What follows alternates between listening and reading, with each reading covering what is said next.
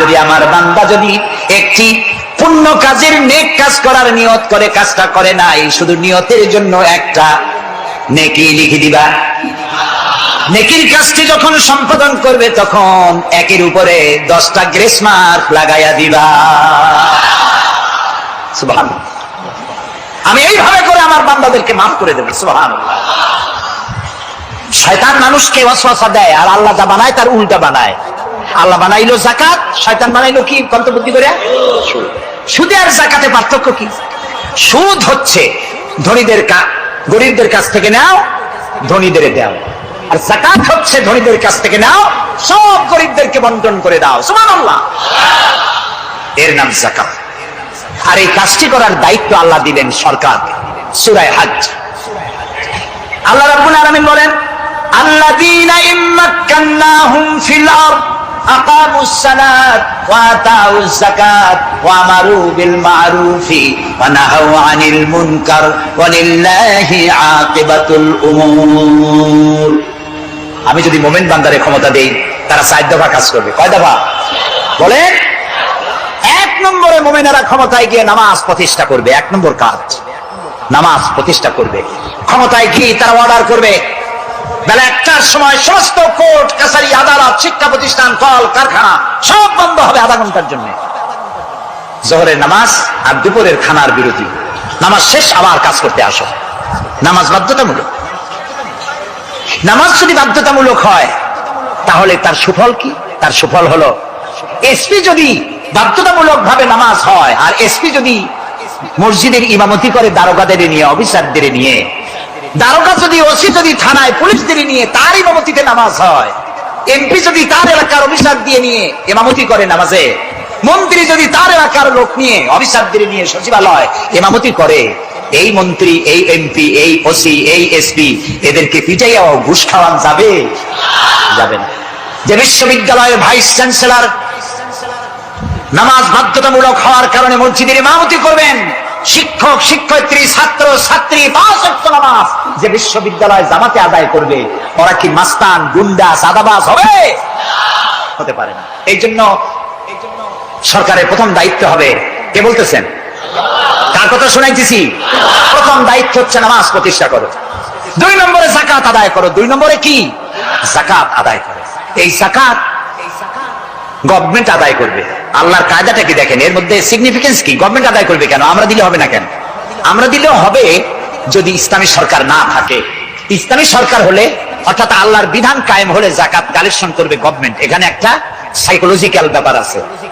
আমি যদি অধ্যক্ষ রশিদ খান সাহেবের কাছে আমি বলি যে আমি গরিব মানুষ, আমার কিছু সাহায্য করেন, উনি যদি আমাকে সাহায্য দেন যাকাত থেকে, অথবা কোনো দয়া করে কিছু পয়সা দেন, চিরটা কাল ওনাকে দেখতে পরে আমার মাথাটা একটু নত হয়ে যেতে পারে। আল্লাহ চান না তার কোন বান্দার মাথা আর একটা গোলামের সামনে নত হোক। সেই জন্য আল্লাহ চান সরকারের কাছ থেকে নাও, তোমার মাথা উঁচু থাকুক। সুবহানাল্লাহ করতে ইচ্ছা করে না? এই মাথার অনেক দাম। যেখানে সেখানে সেজদা দিয়েন না। পীর বুজুর্গ দেখলেই পায়ের উপরে পড়ে যায়েন না। কদম বসি করতে ইচ্ছা করে করেন, আমি বাধা দেব না, কিন্তু মাথাটা নিচু করেন না। মাথাটা আল্লাহ ছাড়া কারোর সামনে নত হতে পারে না। এই মাথার অনেক দাম। আপনার বডি চেনাই যাবে না যদি মাথা না থাকে।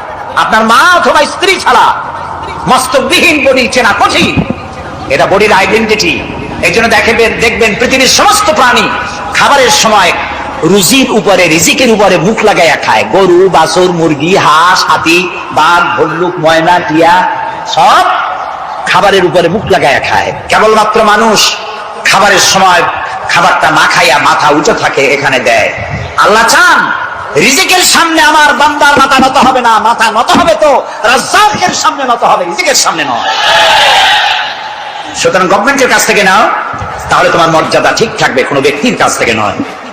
গভর্নমেন্ট কালেকশন করবে, গভর্নমেন্ট বিতরণ করবে। এরপরে দারিদ্র বিমোচন ইসলামের সব থেকে বড় প্রোগ্রাম, দারিদ্র বিমোচন করা। কারণ কি? কারণ হলো আমার রাসূল বলেছেন, কাদাল ফাকরু আইয়াকুনা কুফরা। দারিদ্র মানুষকে কুফরির মধ্যে ঠেলে দেয়। তার নামাজ রোজা থাকে না, আল্লাহ রাসূল থাকে না।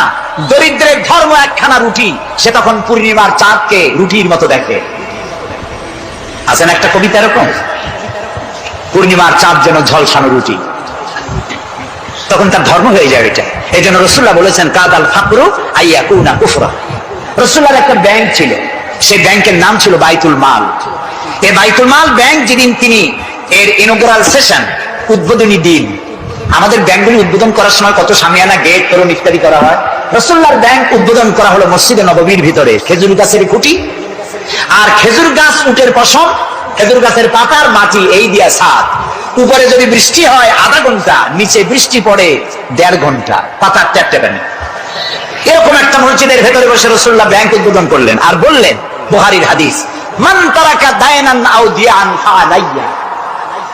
আমার রাষ্ট্রের ভিতরে কোন মানুষ যদি ঋণগ্রস্ত অবস্থায় মারা যায় আর তার ঋণ পরিশোধের অর্থ যদি না থাকে, তাহলে তার ঋণ পরিশোধের দায়িত্ব আর তার বিবি বাল বাচ্চা প্রতিপালনের দায়িত্ব আমি মুহাম্মদ আমার কাঁধের উপরে নিয়ে নিলাম। দারিদ্র বিমোচনের জন্য নবী করিম সাল্লাল্লাহু আলাইহি ওয়াসাল্লাম মানুষকে কাজ দিয়েছেন, ভিক্ষা কম দিয়েছেন। কেউ চাইলে, রসুলের আদত মোবারক ছিল, কেউ কিছু চাইলে পকেটে হাত দিতেন, থাকলে দিতেন। জীবনে একদিনের জন্য কাউকে না বলেন নাই। বলেছেন কিছু নাই, বলতেন আজকে দিতে পারলাম না, তুমি আবার এসো, দেব না, এরকম কথা জীবনে একবারও বলেন নাই। সুবহানাল্লাহ। শুধু দিয়েছেন, কিছু নেন নাই। আল্লাহ, সারা জীবন মানুষের কষ্ট বুকের উপরে ধারণ করেছেন, কাউকে কষ্ট দেননি। ক্ষুধার্ত মানুষের দুয়ারে দুয়ারে গেছেন, নিজে ক্ষুধায় কষ্ট করেছেন। হযরত আবু বকর ওমর মসজিদে নববীর ভেতরে বসে অসময় বসে আছেন। রাসূলুল্লাহ দিনের বেলা জিজ্ঞেস করলেন, তোমরা এই অসময় এখানে কেন? তারা বললেন, আমরা ক্ষুধার্ত, 2-3 দিন কিছু খাই না। রাসূলুল্লাহ বললেন, আমারও তো একই অবস্থা, চলো। 3 জন বেরিয়ে গেলেন। মসজিদে নববীর পাশেই ছিল হযরত আবু আইয়ুব আনসারী রাদিয়াল্লাহু তাআলা আনহুর বাড়ি। আমি 1973 সনে স্বাধীন বাংলাদেশের প্রথম হজ আমি করেছিলাম। 4733 টাকা ছিল বিমানের ভাড়া। তখন মসজিদে নববীর পাশেই ছিল আবু আইয়ুব আনসারী রাদিয়াল্লাহু তাআলা আনহুর বাড়ি। সেই বাড়িতে গেলাম, ওইখানে একটা বাক্সের ভিতরে, একটা গ্লাসের বাক্সের ভিতরে ছিল রাসূলের ব্যবহার করা তরবারি, তীর আর ধনুক। আমি বহুত চেষ্টা করছিলাম গ্লাসটা উঠাবার জন্য, কারণ এটা সেই তরবারি, সেই তীর, সেই ধনুক যেখানে আমার রাসূলের হাতের পরশ লেগেছিল। যদি ধরতে পারতাম, প্রাণ করে একটা চুমা দিতাম। এই বাড়িতে গিয়ে রাসূলুল্লাহ উপস্থিত হলেন।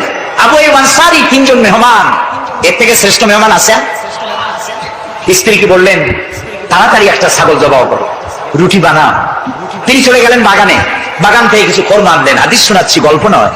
কিছু খোরমা এনে রাসূলের সামনে রাখলেন। রাসূলুল্লাহ বললেন, এর মধ্যে কাঁচা পাকা, আধা পাকা 3 পদের খাজুর, আমি কোনটা খাবো? হযরত আবু আইয়ুব বলেন, 3 প্রকারের খেজুরে আপনি হাত দিবেন, কারণ আপনার হাত যে প্রকারের খেজুরের গায়ে লাগবে আমার বাগানে আল্লাহ রাব্বুল আলামিন সেই খেজুরে বরকত দিয়ে দিবেন। কিছুক্ষণ পরে রান্না হয়ে গেল, রাসূলের সামনে গোশত আসলো, রুটি আসলো।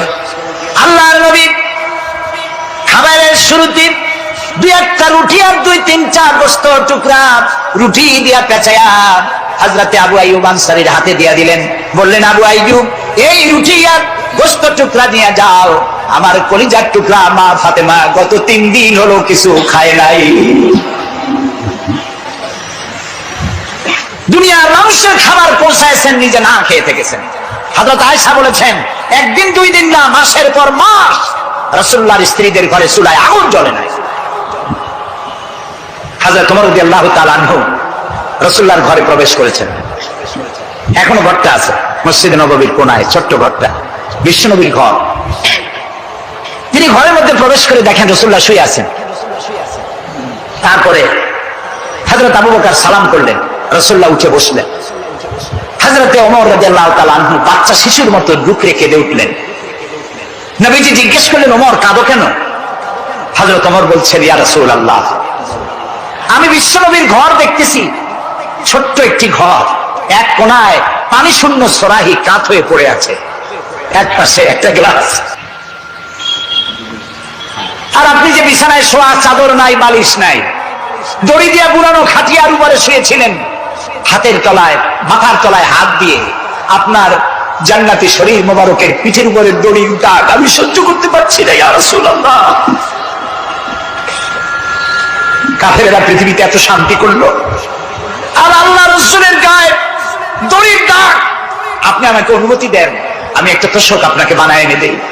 রাসূলুল্লাহ বললেন, ওমর, আমি যদি হুকুম করি, এই যে ওহদ পাহাড়টা আমার জন্য সোনায় পরিণত হয়ে যাবে। আমি পৃথিবীতে শান্তি করতে আসি নাই, এসেছি মানবতার মুক্তির জন্য, কল্যাণের জন্য। নবী করিম সাল্লাল্লাহু আলাইহি ওয়াসাল্লাম এই যাকাতের বিধান কায়েম করলেন।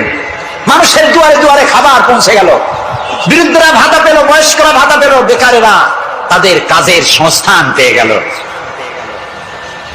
অবস্থা এমন হলো, হযরত ওমর ইবনে আব্দুল আজিজ রাহমাতুল্লাহ আলাইহির সময় যাকাত কে নেবে, যাকাত কে নেবে চিল্লানো হতো, ঢোল বাজানো হতো। একজন লোক পাওয়া যেত না যে যাকাত আমার দরকার। ইতিহাস লিখছে, ওই সময় একজন লোক তার সত্তার টাকা নিয়ে ঘুরতেছে যে যাকাত কাকে দিবে। 3 দিন হলো যাকাত নেওয়ার মতো একটা লোক পেল না। অবশেষে ক্লান্ত হয়ে মরুদ্যানের মধ্যে বসে আছে। কিছু সময় পর দেখলো যে একটা লোক, ধুলায় ধূসরিত চেহারা, তিনি এসেছেন, হাতে একটা বড় টোপলা। এই লোকটি বলল, পথিক, আসসালামু আলাইকুম, আমি 3 দিন ঘুরলাম এই দেশে, একটা মানুষ পেল না যাকে আমি সত্তার টাকা, যাকাতের টাকা দিতে পারি। আপনাকে মনে হচ্ছে গরিব মানুষ, জামা কাপড় ময়লা, আপনি আমার এই টাকাগুলি নিয়ে আমাকে উদ্ধার করুন। লোকটি বলছে, তোমার মাথা ঠিক আছে কিনা আমি জানি না, তুমি কি মনে করছো যে আমার এই বস্তার মধ্যে ছেঁড়া খাতা? তোমার ওই টোপলায় যত টাকা থেকে অনেক বেশি টাকা আমার এই বস্তার ভিতরে। আমি 1 সপ্তাহ ঘুরতেছি, একটা গরিব মানুষ পাই নাই এই দেশে। এটি হলো যাকাতের কল্যাণময়তা, যাকাত ভিত্তিক অর্থ ব্যবস্থার কল্যাণময়তা। যারা এই যাকাত দেয় না, অর্থকে সঞ্চিত করে, সোনা এবং রূপাকে সঞ্চয় করে, তাদের সম্পর্কে আল্লাহ কি বলছেন?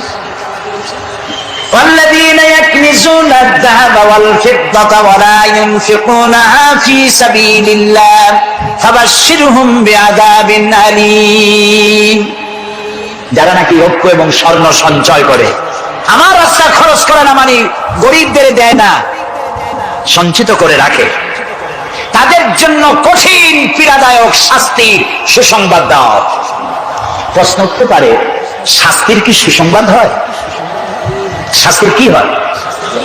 আল্লাহ সুসংবাদ বললেন কেন? এটা বোঝাবার জন্য ছোট্ট একটি দৃষ্টান্ত যথেষ্ট। মা যদি ছেলেকে কন্ট্রোল করতে না পারে, দারুণ দুষ্ট, মা তখন বলে, দাঁড়া, তোর বাপ আসুক, আমি তারে নালিশ করবো, এমন পিটটি দেবে তখন মজা টের পাবে। পিটাইলে কি মজা লাগে? তাহলে মজা বললো কেন? শাস্তির তীব্রতা বোঝাবার জন্য মজা শব্দ ব্যবহার করা হয়। এটা কোরআনে কারীমের বাগধারা। আল্লাহ তাআলা বলছে, তীব্র শাস্তির সুসংবাদ দাও। স্বর্ণ আর রৌপ্য জমা করে রেখেছো, যাকাত দাওনি। বহু মহিলার অসংখ্য সোনা রূপা আছে, যাকাত দেন না। কবে কালে ভদ্র একটা বিয়ে আসবে, সেই বিবাহে সজ্জিত হয়ে যাবেন, সারা বছরে যাকাত দিলেন না, এতগুলি সোনা আটকায় রাখলেন কেন? আল্লাহ চান না টাকা পয়সা পুঞ্জীভূত হয়ে থাকুক। কোরআন শুধু নামাজ রোজা নয়, দেখুন না আল্লাহ কি বলছেন। আল্লাহ বলছেন, কায়লা ইয়াকুনা দুলাতাম বাইনাল আগনিয়াই মিনকুম। আল্লাহ বলছেন, তোমাদের কিছু সংখ্যক ধনীদের মধ্যে তোমাদের সম্পদগুলি পুঞ্জীভূত হয়ে যাক, এটা আমি চাই না। এটা যাকাত, ফিতরা, সাদকা, এককালীন দানের মাধ্যমে গোটা জাতির মধ্যে পৌঁছে যাক, তাহলে মানুষের উপকার হবে। সুতরাং 7.5 তোলা নিচ পর্যন্ত যাকাত আপনার না দিলে চলবে। যখন 7.5 তোলা হবে তখনই যাকাত শুরু হবে। যত বেশি হয় গোড়া থেকে শুরু করে সবটা দিতে হবে। 52 তোলা রূপা হলে যাকাত দিতে হবে। এই যাকাতের টাকা না দিয়ে যারা জমা করে রাখেন, শাস্তিটা কি হবে শোনেন। আল্লাহ শাস্তির ধরনও বলছে, ইয়াউমা ইউহমা আলাইহা ফি নারে জাহান্নাম ফাতুকওয়া বিহা জিবাহুম ওয়া জুনুবুহুম ওয়া যুহুরুহুম হাযা মা কানাসতুম লিআনফুসিকুম তাকনিজুন।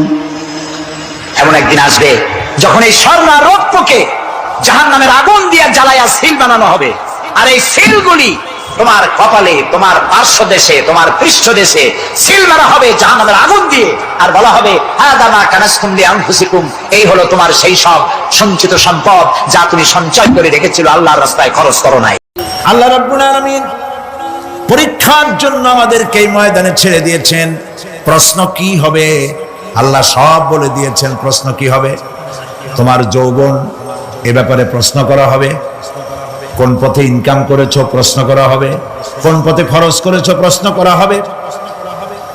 দ্বীনের ইলম যতটুকু হাসিল করেছিলে তার কতটুকু নিজে পালন করেছো, আর দ্বীনের দাওয়াত কতটুকু মানুষের কাছে পৌঁছায়ছো, প্রত্যেকটি ব্যাপারে কিয়ামতে আল্লাহর কাছে জবাব দিতে হবে। এই জন্য কবি বলছেন, আমল সে জিंदगी बनती है ये जन्नत भी व जहन्नम भी, ये खाकी अपनी फितरत है ना नारी ना नूरी। মানুষের জীবন আমল দিয়ে গঠন হয়, আমল দিয়ে জীবন গড়ে, নইলে এই মাটির তৈরি দেহ জান্নাত আর জাহান্নামের কিছু দিয়ে তৈরি হয় না। আপনি ইচ্ছে করলে দেহটারে জাহান্নামের জন্য উপযোগী করতে পারেন, ইচ্ছে করলে এই দেহটাকে জান্নাতের জন্য উপযোগী করতে পারেন। এটি আপনার ইখতিয়ারে আল্লাহ দিয়েছে, আপনাকে বাধ্য করা হয় নাই যে সেজদা না দিলে ফেরেশতা এসে ঘাড়ের উপরে পিটাবে, সুদ ঘুষ জেনা করলে পরে ঠ্যাং পিটায় ভেঙে দেওয়া হবে না। আপনি বাধ্য নন, আপনি সম্মানিত জীব আল্লাহ, সম্মানিত প্রাণী আল্লাহ পাকের, সেই জন্য মানুষকে বাধ্য করা হয় নাই। অটোনোমাস বডি, অটোনমি দেওয়া হয়েছে, আপনাকে স্বাধিকার দেওয়া হয়েছে। চন্দ্র সূর্যের ব্যাপারে স্বাধিকার দেওয়া হয় নাই। রাত এখন 7:35, সূর্যের বাপেরও ক্ষমতা নাই বাংলাদেশে এখন উকি মারে, ঠিক কিনা? সে এখন আমেরিকায় রোদ দিচ্ছে, তাপ দিচ্ছে আমেরিকায়। ওকে নির্ধারণ করা হয়েছে যেভাবে, সেইভাবেই করতে হবে। পানি বলেন, পাহাড় বলেন, পাখি বলেন, চন্দ্র বলেন, গ্রহ বলেন, নক্ষত্র বলেন, সব জিনিস বাই হুক অ্যান্ড ক্রুক আল্লাহর হুকুম মানতে বাধ্য। জীবন ব্যবস্থা ছেড়ে দিয়ে তোমরা কি অন্য কোন মতবাদ তালাশ করো? ওয়ালাহু আসলামা মান ফিস সামাওয়াতি ওয়াল আরদ, অথচ আকাশে যা আছে জমিনে যা আছে সব আনুগত্যের মস্তক আমার সামনে অবনত করে দিয়েছে। সুবহানাল্লাহ। মানুষকে আল্লাহ পাক ইখতিয়ার দিয়েছেন, ইচ্ছে করলে মাহফিলও আসতে পারেন, ইচ্ছে করলে সিনেমাও ঢুকতে পারবেন, অসুবিধা নেই। অসুবিধার জন্য কিয়ামত, ওখানে হিসাব হবে। এখানে আপনি সূর্য চন্দ্র ফেরেশতা, ফেরেশতারও কোনো মাজাল নাই, কোনো ইখতিয়ার নাই আল্লাহর হুকুমের বাইরে কিছু করে। আল্লাহ যা করতে বলেছেন তাই করতে হবে, এর বাইরে এক চুলও নড়তে পারবে না। কিন্তু মানুষেরা করতে পারবে। মানুষ ইচ্ছে করলে নামাজ রোজা ছাড়তে পারে, ইচ্ছে করলে আল্লাহর অমান্য করতে পারে। এটা তার বিচারের জায়গা না, এটা হলো পরীক্ষার জায়গা। এটা কিসের জায়গা? পরীক্ষার জায়গা। এখানে আপনি কামাই করলে ওখানে কিছু পাবেন, এখানে কামাই না করলে কিছু পাবেন না। আরো সোজা করে বলি, কোন কৃষক, যে কৃষক আষাঢ় মাসে শ্রাবণ মাসে জমিন চাষ করে না, পৌষ মাসে তার গোলায় ধান আসবে? কথা বোঝেন নাকি বোঝেন না? পৌষ মাসে গোলায় ধান আসবে? কোনো পাগলও বলবে না যে তুমি তো চাষই করো নাই, তুমি জমিনে, তোমার জমিনের ফসল তোমার ঘরে আসবে কেন? কাজী এই দুনিয়ায় পরীক্ষা দিলে এখানে রেজাল্ট হয়, এখানে গাছ লাগাইলে এখানে ফল দেয়।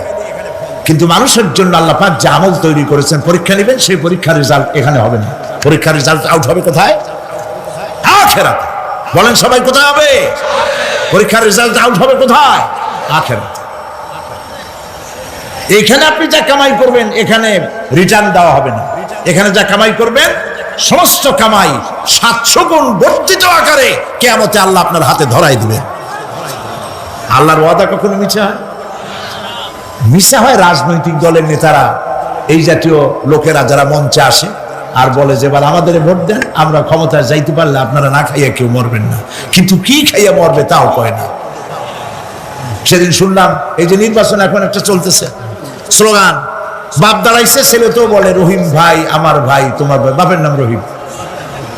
তারপরে শুনলাম বলতেছে বেগুন ভাইয়ের চরিত্র, আজকাল নাম রাখে তো আদর করে, বেগুন পটল, বেগুন ভাইয়ের চরিত্র ফুলের মতো পবিত্র।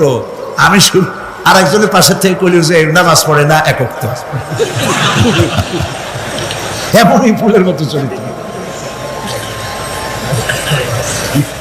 তো দুনিয়ার ময়দানে আপনি যা কামাই করবেন এখানে রেজাল্ট আউট হবে, এখানে আপনি পাবেন ফল, এখানে পাবেন। যা করবেন, এখানে গাছ লাগাবেন, ফল লাগাবেন, এখানে পাবেন। আর আল্লাহর জন্য যেটা করবেন সেটার ফল, সেটার রেজাল্ট কিয়ামতে বাইর হবে। সুবহানাল্লাহ। এখানে পরীক্ষা দিয়ে যদি কেউ ফেল করে ম্যাট্রিক পরীক্ষা দিয়ে ফেল করেছে, ফাজেল পরীক্ষা দিয়ে ফেল করেছে, আবার পরীক্ষা দিয়ে পাশ করার সুযোগ আছে, আবারও ফেল করেছে, আবারও পরীক্ষা দিয়ে পাশ করার সুযোগ আছে। 10 বার যদি ফেল করে আরো 10 বার পাশ পরীক্ষা দিয়ে পাশ করার সুযোগ আছে। কিন্তু কিয়ামতের দিন আল্লাহ রাব্বুল আলামিনের জীবনের পরীক্ষায় কোনো মানুষ যদি আল্লাহর আদালতে ফেল করে বসে একবার, দ্বিতীয়বার পরীক্ষা দেওয়ার আর কোনো সুযোগ নাই। এই পৃথিবীতে যদি কেউ নিম্ন আদালতে মামলায় হেরে যায়, জজ কোর্টে করবে, যদি হেরে যায় হাইকোর্টে করবে, হেরে গেলে আপিল করবে সুপ্রিম কোর্টে, সুপ্রিম কোর্টেও যদি হেরে যায় তাহলে প্রেসিডেন্টের কাছে আপিল করবে। সুযোগ আছে কয়েকবার।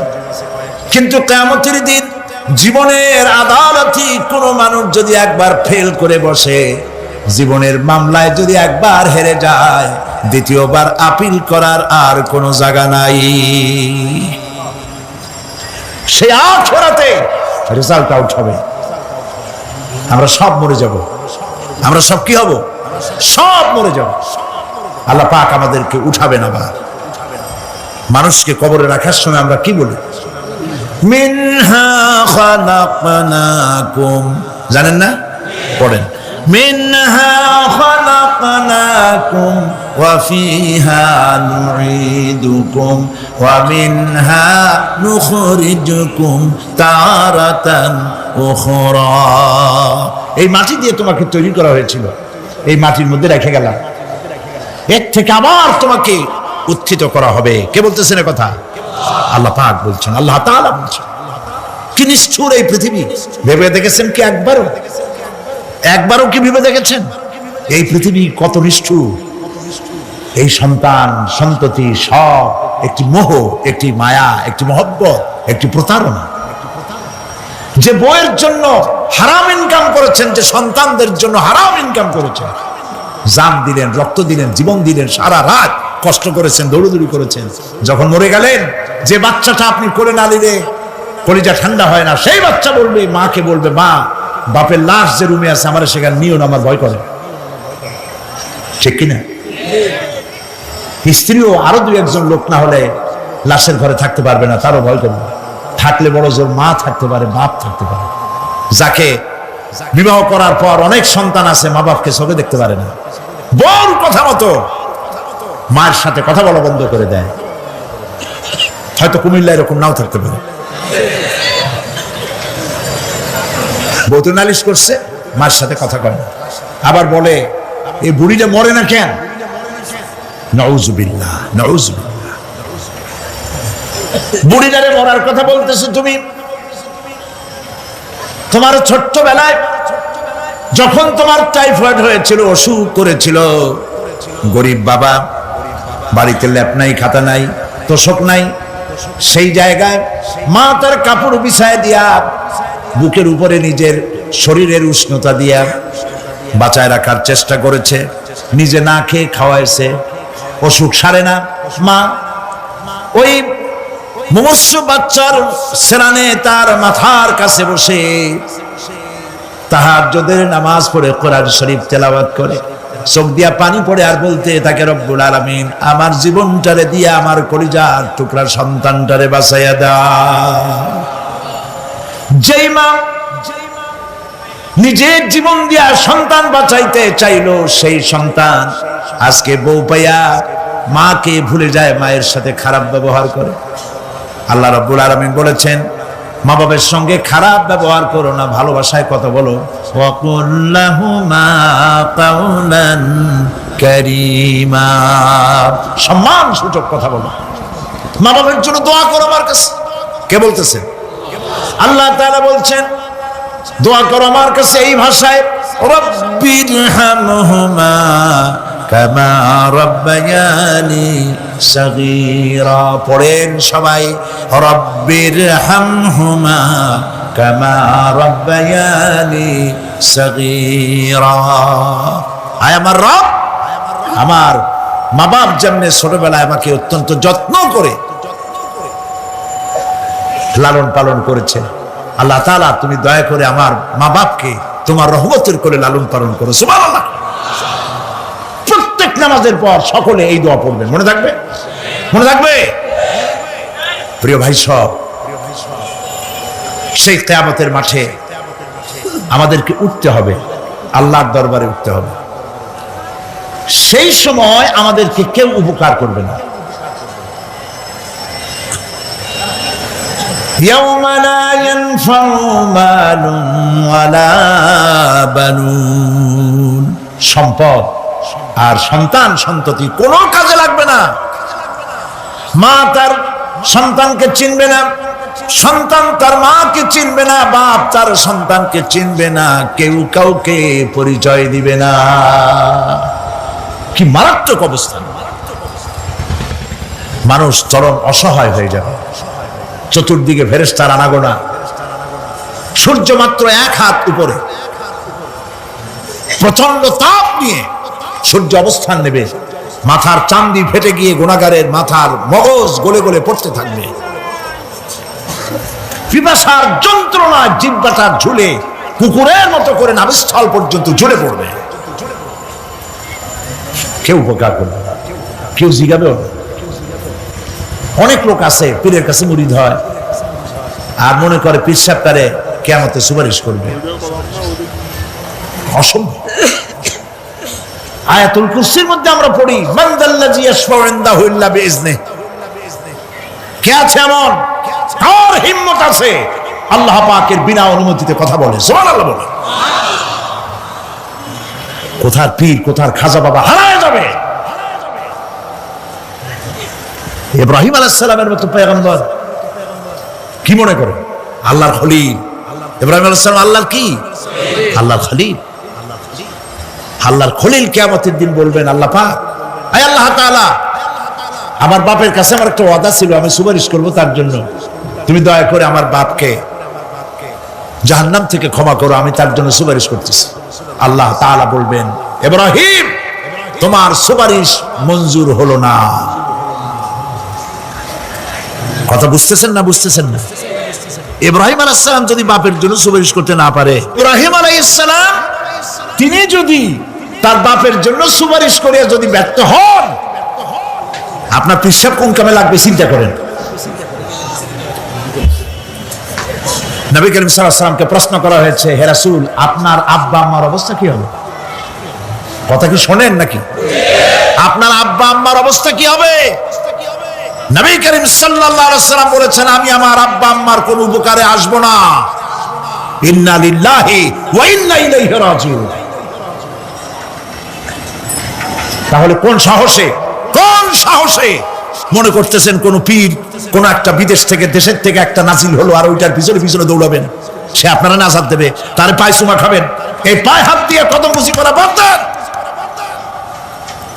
টাকা ইনকাম করার জন্য মানুষকে ভুল পথে পরিচালিত করছে অনেক পীর, আছে না? খালি মানুষে টাকা দেয়, জামায় অনেক পকেট, খালি টাকা নেয় সমানে ঢুকাইতে থাকে চতুর্দিক দিয়ে, বাইরে বোঝার উপায় নাই।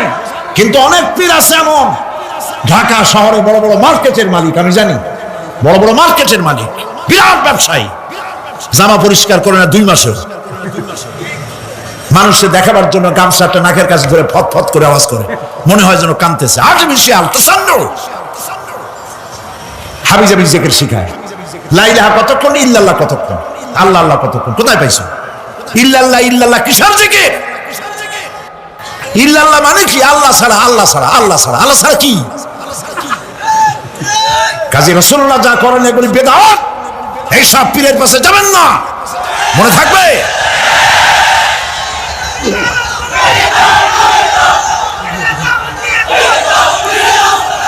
প্রিয় ভাই সব, কিয়ামতের দিন আপনার আমল, একমাত্র আমল আপনাকে বাঁচাইতে পারবে। এই কোরআন শরীফে আল্লাহ পাক বলেছেন, ইয়া আইয়ুহাল্লাযীনা আমানু আবতাগু ইলাইহিল ওয়াসিলা, হে বিশ্বাসীরা ওসিলা করো। ধুরন্ধর এক শ্রেণীর লোকেরা এর অর্থ করেছে পীর ধরে।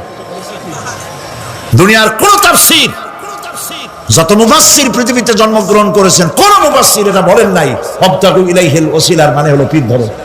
বরং সমস্ত তাফসীর মুহাক্কিকিন বলেছেন আবতাগু ইলাইহিল ওসিলা আয় আমলে সালেহ, নেক আমলের ওসিলা ধরো। সুবহানাল্লাহ, নেক আমলের ওসিলা ধরো। প্রিয় ভাই, সব ধান্দাবাজি ছাড়তে হবে। কিয়ামতের দিন মানুষ একেবারে অসহায় হয়ে যাবে, কেউ সাহায্য করবে না। সেই দিন প্রশ্নপত্র সামনে আসবে, আমলনামাগুলি বেঈমানের পিছন দিক থেকে বাম হাতে আসবে, আর ইমানদারের সামনে থেকে ডান হাতে আসবে। আমলনামা হাতে পাওয়ার সঙ্গে সঙ্গে বেঈমান বুঝে ফেলবে তার জায়গা কোথায়। কলিজা তখন গলার কাছে চলে আসবে। সত্য ছিল একসাথে। মনে করেন এই মাহফিলের মধ্যে, মনে করেন এখানে সন্ত্রাসী আছে, খুনি আছে, ওয়ান্টেড, মোস্ট ওয়ান্টেড আসামি এর মধ্যে আছে, ধরা যাচ্ছে না। অনেক মানুষের মধ্যে হঠাৎ করে অর্ডার হলো যে ভিতরে এসবিআইবি ঢুকিয়ে দেওয়া হয়েছে, গোয়েন্দা বিভাগের লোক ঢুকিয়ে দেওয়া আছে, সন্ত্রাসী মোস্ট ওয়ান্টেড যারা আছে বেরিয়ে পড়ো, এক মাসে চলে আসো। তখন অবস্থাটা কি হবে? তাদের মজা লাগবে? পায়ের রক্ত মাথায় উঠে যাবে, চোখ দিয়ে রক্ত পড়া শুরু করবে। সমস্ত মানুষ একসাথে ছিল হাসরের ময়দানে, হঠাৎ করে অর্ডার হয়ে যাবে, অন্তাজুল ইয়াউমা আইয়ুহাল মুজরিমুন, হে অপরাধীর দলেরা আলাদা হয়ে যাও। ইন্না লিল্লাহ, আলাদা হয়ে যাও। সমস্ত মানুষ সেখানে খালি পায়ে উঠবে, কারো পায়ে জুতা নাই, স্যান্ডেল নেই, পরনে কোনো কাপড় নাই, গায়ে কোনো কাপড় নাই, মাথায় কোনো আবরণ নাই। হযরত আয়েশা সিদ্দিকা রাদিয়াল্লাহু তাআলা আনহা, তিনি নবী করিম সাল্লাল্লাহু আলাইহি ওয়াসাল্লামের কাছে কিয়ামতের এই বর্ণনা শুনে কাঁদতেছিলেন আর বলতেছিলেন, হে আল্লাহর রাসূল, কিয়ামতে সকলকে ভাবে উঠতে হবে, এমনকি আমাকেও? হুজুর বললেন, প্রত্যেকটি মানুষকেই উলঙ্গিনী হয়ে উঠতে হবে। তিনি প্রশ্ন করলেন, তখন কি শরম হবে না? নবী করিম সাল্লাল্লাহু আলাইহি ওয়াসাল্লাম বলছেন, জাহান্নামের ভয়তে কেউ কারো দিকে তাকাবার সুযোগ পাবে না। সব উপরের দিকে তাকায় থাকবে আর বলবে, আল্লাহ আমারে বাঁচাও, আল্লাহ আমারে রক্ষা করো। সমস্ত নবীরা, সমস্ত নবী আদম আলাইহিস সালাম থেকে শুরু করে ঈসা আলাইহিস সালাম পর্যন্ত সব নবী বলবেন, নাফসি নাফসি, আল্লাহ আমারে বাঁচাও, আমাকে রক্ষা করো। কোথায় যাবে আপনার পেশাব? একমাত্র ব্যক্তি বিশ্বনবী মুহাম্মদুর রাসূলুল্লাহ সাল্লাল্লাহু। মানুষেরা হয়রান হয়ে যাবে, আদম আলাইহিস সালামের কাছে যাবে, আবাল বাশার, আপনি প্রথম মানুষ, আমরা বিপদে শেষ হয়ে গেছি, 50,000 বছর দাঁড়ায় আছি। কয় বছর দাঁড়ায় থাকতে হবে? কোথায় আছে? এই কোরআন শরীফ, 50,000 সানা মিম্মা তাউদ্দুন। এই পৃথিবীতে গণনা করলে 12 মাসে 1 বছর, 12 বছরে 1 যুগ, এরকম করে করে 50,000 বছর পৃথিবীতে গুনলে যত বড় লম্বা হয়, বিচারের দিনটা এত বড় লম্বা হবে। সবাই বলবে, আদম আলাইহিস সালাম আমাদের জন্য একটু আল্লাহকে সুপারিশ করুন যেন তিনি আমাদের বিচারটা তাড়াতাড়ি করে দেন। তিনি বলবেন, আমার পক্ষে সম্ভব না, আল্লাহর সামনে দাঁড়িয়ে কথা বলার আমার কোনো সাহস নাই, আমি পারবো না। নূহ আলাইহিস সালামের কাছে যাও, নূহ আলাইহিস সালাম বলবেন, আমি পারবো না। মুসা আলাইহিস সালামের কাছে যাও, তিনি বলবেন, আমি পারবো না। ইব্রাহিম আলাইহিস সালামের কাছে যাও, একজন আরেকজনের কাছে পাঠাবো। সর্বশেষ ঈসা আলাইহিস সালামের কাছে লোকেরা আসবে, হাসরবাসী। ঈসা আলাইহিস সালাম বলবেন, আমি তো পারবোই না, কারণ পৃথিবীর শত শত কোটি নাসারারা আমাকে আল্লাহর ছেলে বলেছে, অথচ আমি তাদের তা বলতে বলি নাই। আমি নিজের ব্যাপারেই আজকে শঙ্কিত, আমারে তারা আল্লাহর ছেলে বলছে। আল্লাহ আজকে আমার সাথে কি ব্যবহার করবেন আমি তো জানি না, আমি নিজেই বিপদে আছি। তবে আমি তোমাদের ব্যাপারে একটা পরামর্শ দিতে পারবো। একজন ব্যক্তি আছে যার কাছে গেলে তিনি কথা বলতে পারবেন, তিনি বিশ্বনবী রাহমাতুল লিল আলামিন জনাব মুহাম্মদ রাসূলুল্লাহ সাল্লাল্লাহু আলাইহি ওয়াসাল্লাম। তার কাছে চলে যান, হাসরবাসীরা তার কাছে চলে যাবে। নবীজি সকলের কথা শুনে সিজদায় পড়ে কাঁদতে থাকবেন। তিনি বলবেন, হাসরবাসীদের কাজ ষষ্ঠ করবেন, এই কাজ আমার কাজ, আমি বলবো আল্লাহ পাককে। তিনি সিজদায় পড়ে কাঁদবেন, রব্বুল আলামিন প্রশ্ন করবেন, হে আমার রাসূল, আপনার তো আজকে কান্দার দিন না, আপনি কাঁদেন কেন? আমি আপনাকে মাকামে মাহমুদ দিয়েছি, কাউসারের মালিক বানাইছি। আপনি জান্নাতে প্রবেশ করার আগে কেউ ভেস্টে যাইতে পারবে না, এই সম্মান দিয়েছি। কাঁদেন কেন? নবীজি বলেন, রব্বুল আলামিন যা তুমি আমার জন্য বরাদ্দ রেখেছো সব আমি পেয়েছি বা পাবো, আমি কান্দি আমার উম্মতের কি হবে। আল্লাহ রাব্বুল আলামিন তাকে পারমিশন দিবেন, আপনার নেককার জান্নাতি উম্মতগুলি আপনি বেছে নিন। নবী করিম সাল্লাল্লাহু আলাইহি ওয়াসাল্লাম পারমিশন পাবেন। আল্লাহর পারমিশন ব্যতি রেখে আল্লাহর দরবারে কথা উচ্চারণ করার ক্ষমতা কারো হবে না। সুবহানাল্লাহ। এই কথা ভাববার কোনো কারণ নাই। অমুক পীর সাহেবের অনেক মুরিদ আছে, সব মুরিদ টুরিদ নিয়ে নারে তকবীর জিন্দাবাদ, পীর সাহেব জিন্দাবাদ, এই সমস্ত বাদ বুদ কামে লাগবে না। ওয়া কুল্লুহুম ইয়াতিহি ইয়াউমাল কিয়ামাতি ফারদা। কিয়ামতের দিন প্রত্যেককে একজন একজন করে আসতে হবে আল্লাহর দরবারে। আল্লাহ বলেছেন একজন একজন একজন, মিছিল করার উপায় নেই। আল্লাহ রাব্বুল আলামিনের দরবারে হাজির হয়ে যাবে সেই কঠিন হাসরের ময়দানে। বাঁচার জন্য নবীজি দোয়া শিখায় দিয়েছেন, দোয়া করো, আল্লাহুম্মা হাসিবনি হিসাবান ইয়াসীরা। পড়েন আমার সাথে, আল্লাহুম্মা হাসিবনি হিসাবান ইয়াসীরা, আল্লাহুম্মা হাসিবনি হিসাবান ইয়াসীরা। আল্লাহ তুমি আমার সহজ হিসাব নাও। নবী করিম সাল্লাল্লাহু আলাইহি ওয়াসাল্লাম নিজেই দোয়া করেছেন।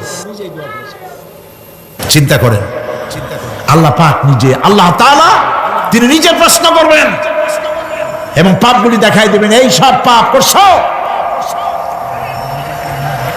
মানুষ আল্লাহর বান্দা ভয় চোটে কলজা গলা দিয়ে বেরিয়ে যেতে থাকবে, বেরিয়ে যেতে চাইবে, তার বাষ্পরুদ্ধ হয়ে আসবে, বলতে থাকবে, আল্লাহ আমি করে ফেলেছি, আমি মাপ চাই, তোমার কাছে ক্ষমা ভিক্ষা চাই।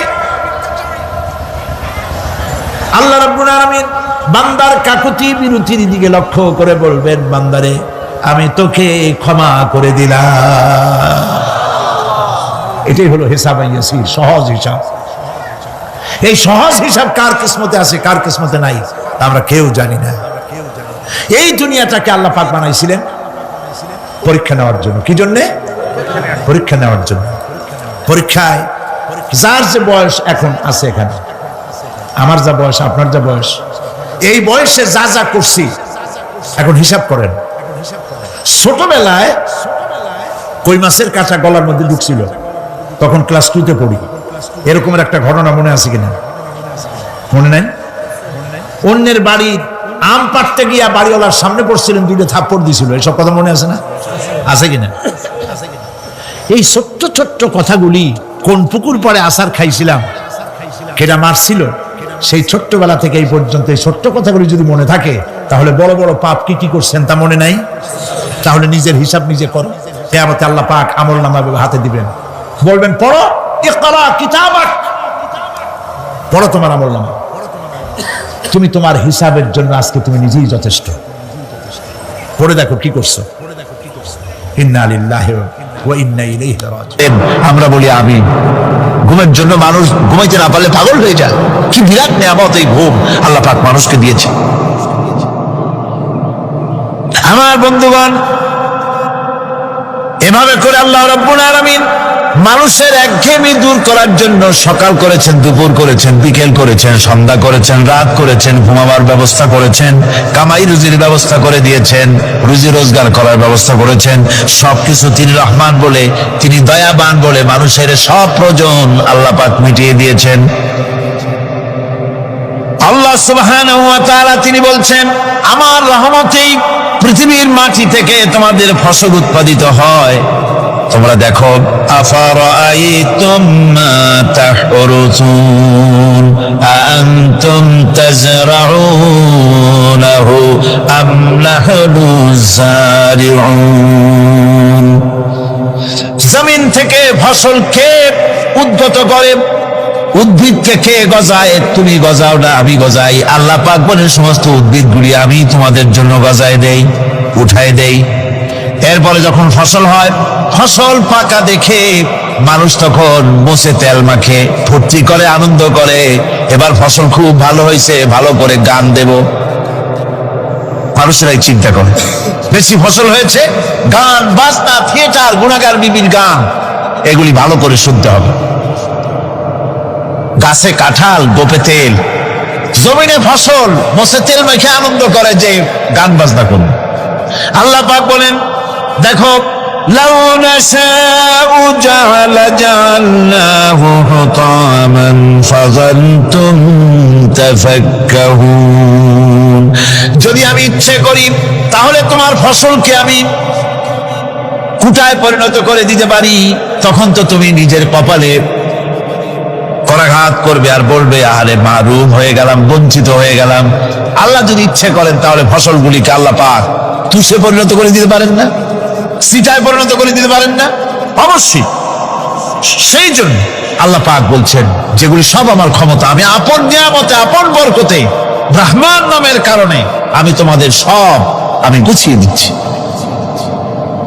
আল্লাহ পাক ফসলের জন্য, আপনার জমিনের ফসলের জন্য আল্লাহ পাক বিনা পয়সায় সারের ব্যবস্থাও করে দিয়েছেন। জোরে কোন সুবহানাল্লাহ। সেই সারটা হচ্ছে কি? ومن آياته أن يريكم البرق خوفا وطمعا وينزل من السماء ماء। আল্লাহ পাক বলেন, আমি আমার নিদর্শনাবলীর ভিতরে এটা হচ্ছে নিদর্শন, যে আকাশে বিদ্যুৎ চমকায়, মেঘের গর্জন আর বিদ্যুতের চমক, এই সবগুলি আমার নিদর্শন। বৃষ্টির পানির সাথে এগুলি এসে জমিনের ফসলকে বৃদ্ধি করে দেয়। জোরে বলেন সুবহানাল্লাহ। কৃষিবিদরা বলেছেন, যে বছর আকাশে যত বেশি বিদ্যুৎ চমকায়, সে বছর জমিনের ফসল তত বেশি বৃদ্ধি পায়। বিনা পয়সায় এ ধরনের আল্লাহ পাক ব্যবস্থা করে দিচ্ছেন। এরকম দরিয়ার মাছ, গোশত, তরি, তরকারি, ফল, মৌসুম উপযোগী যা কিছু প্রয়োজন, এসব কে দিচ্ছেন? বলেন না, কে দিচ্ছেন? وما من دابة في الأرض إلا على الله رزقها। এই পৃথিবীর মুখে এমন কোন বিচরণশীল জীব নাই যে জীবের রিজকের দায়িত্ব আল্লাহ পাক নিজ হাতে গ্রহণ করেন নাই। এবার দেখেন আল্লাহ পাক আরো বলছেন, وَكَأَيٍّ مِّن دَابَّةٍ لَّا تَحْمِلُ رِزْقَهَا اللَّهُ يَرْزُقُهَا وَإِيَّاكُمْ। বহুত প্রাণী এমন আছে যে প্রাণীরা রিজেককে সঞ্চয় করে না। আমাদের রিস্ক তো সঞ্চয় করা আছে, আমাদের ব্যাংকে টাকা আছে, গোলায় ধান আছে, চাউল আছে, আছে কিনা? কম থাকুক বেশি থাকুক, আছে তো। কিন্তু পৃথিবীতে এমন বহু প্রাণী আছে যাদের কোনো সঞ্চয় নাই। এই ধরনের অসংখ্য প্রাণীকে আল্লাহ রাব্বুল আলামিন বলেন, এ ধরনের অসংখ্য প্রাণীকে আমি আল্লাহ রাব্বুল আলামিন তাদের খেতে দেই।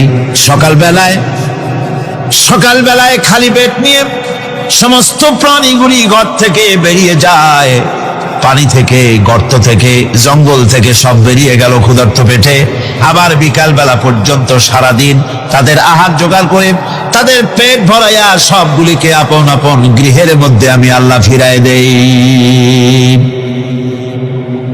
সেই জন্য আল্লাহ পাক বলছেন, ইয়া আইয়ুহান নাসু যকুরু নি'মাতাল্লাহি আলাইকুম হাল মিন খালিকিন গায়রুল্লাহ ইয়ারযুকুকুম মিনাস সামাই ওয়াল আরদ লা ইলাহা ইল্লা হুয়া ফাআন্না তুফাকুন।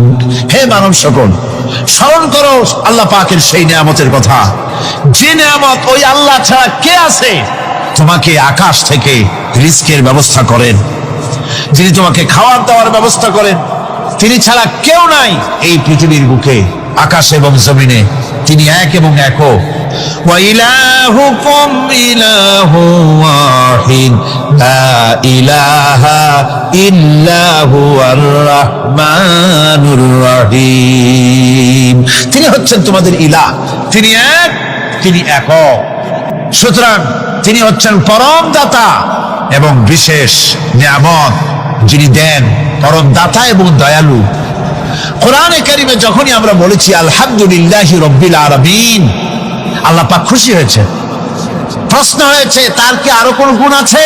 জবাবে বলেছি আর রহমানির রহিম, তিনি পরম দাতা, তিনি দয়ালু। সুবহানাল্লাহ, তিনি রহিম।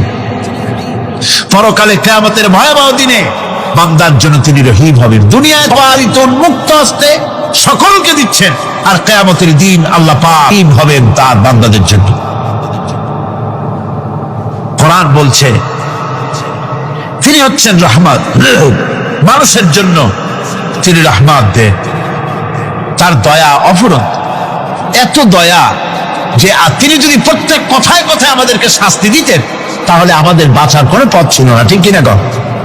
কোরআনে কারীমে আল্লাহ পাক বলেছেন ওয়া আসাবাকুম মিন মুসিবাতিন ফাবিমা কাসাবাত আইদিকুম ওয়া ইয়াফু আন কাসীর।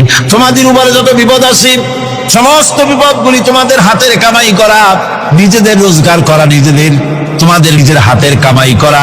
ওই হাতের কামাই করার কারণে সেগুলির জন্য যে আযাব হওয়া উচিত ছিল আমি অনেকগুলি ক্ষমা করে দেই, সব তোমাদের হাতের কামাইয়ের জন্যই বিপদ হয়, আর অনেকগুলি তো আমি ক্ষমা করে দেই। কথায় কথায় যদি প্রত্যেকটা ব্যাপারেই শাস্তি দিতাম তাহলে পৃথিবীতে শ্বাস ফেলার সময় তোমরা পেতে না। আল্লাহ পাক হচ্ছেন সেজন্য রহমান, আর তিনি রহিম। কিয়ামতের দিনের জন্য এই পৃথিবীতে মানুষ গুনাহ করা স্বাভাবিক, কিনা গণ? সব মানুষই গুনাহ করে। এই গুনাহগার যত বড় গুনাহগার হোক না কেন, গুনাহগার যখন তওবা করে, তওবার অনুভূতি যখন আসে এবং সে যখন অনুশোচনা করে, তখন তার অপরিসীম দয়া সেই অনুশোচনাকে কবুল করে নেয়। অনুশোচনার এক বিন্দু অশ্রু গুনাহগারের অনাচারের সমস্ত দাগ মুছায় দেয়, মনে হয় যেন তার আমলনামায় কোনো দাগই ছিল না। সুবহানাল্লাহ। এই জন্য বলা হয়েছে তাইবু মিনাজ যামবি কামান লা যামবা লাহু। গুনাহ থেকে যে তওবা করে মনে হবে তার সে কোনো গুনাহই করেই নাই, আমার বন্ধুগণ, আল্লাহ পাক কেমন রহিম! এই পৃথিবীতে মানুষ যত অপরাধ করে সেই অপরাধ বাপের সাথে করুক, মায়ের সাথে করুক, ওস্তাদের সাথে করুক, পীরের সাথে করুক, অপরাধ করলে পরে কেউ বলে না যে কাছে আয় ক্ষমা করে দেই। ইমাম রাজি রাহমাতুল্লাহ আলাইহি বলেন, বুজুর্গ ব্যক্তি চিৎকার মেরে বললেন আল্লাহু আকবার, আমি কিন্তু এই বড় বিক্রেতার ঘোষণার মধ্য দিয়ে সূরা ওয়াল আসরের তাফসীর আমি বুঝে ফেলেছি।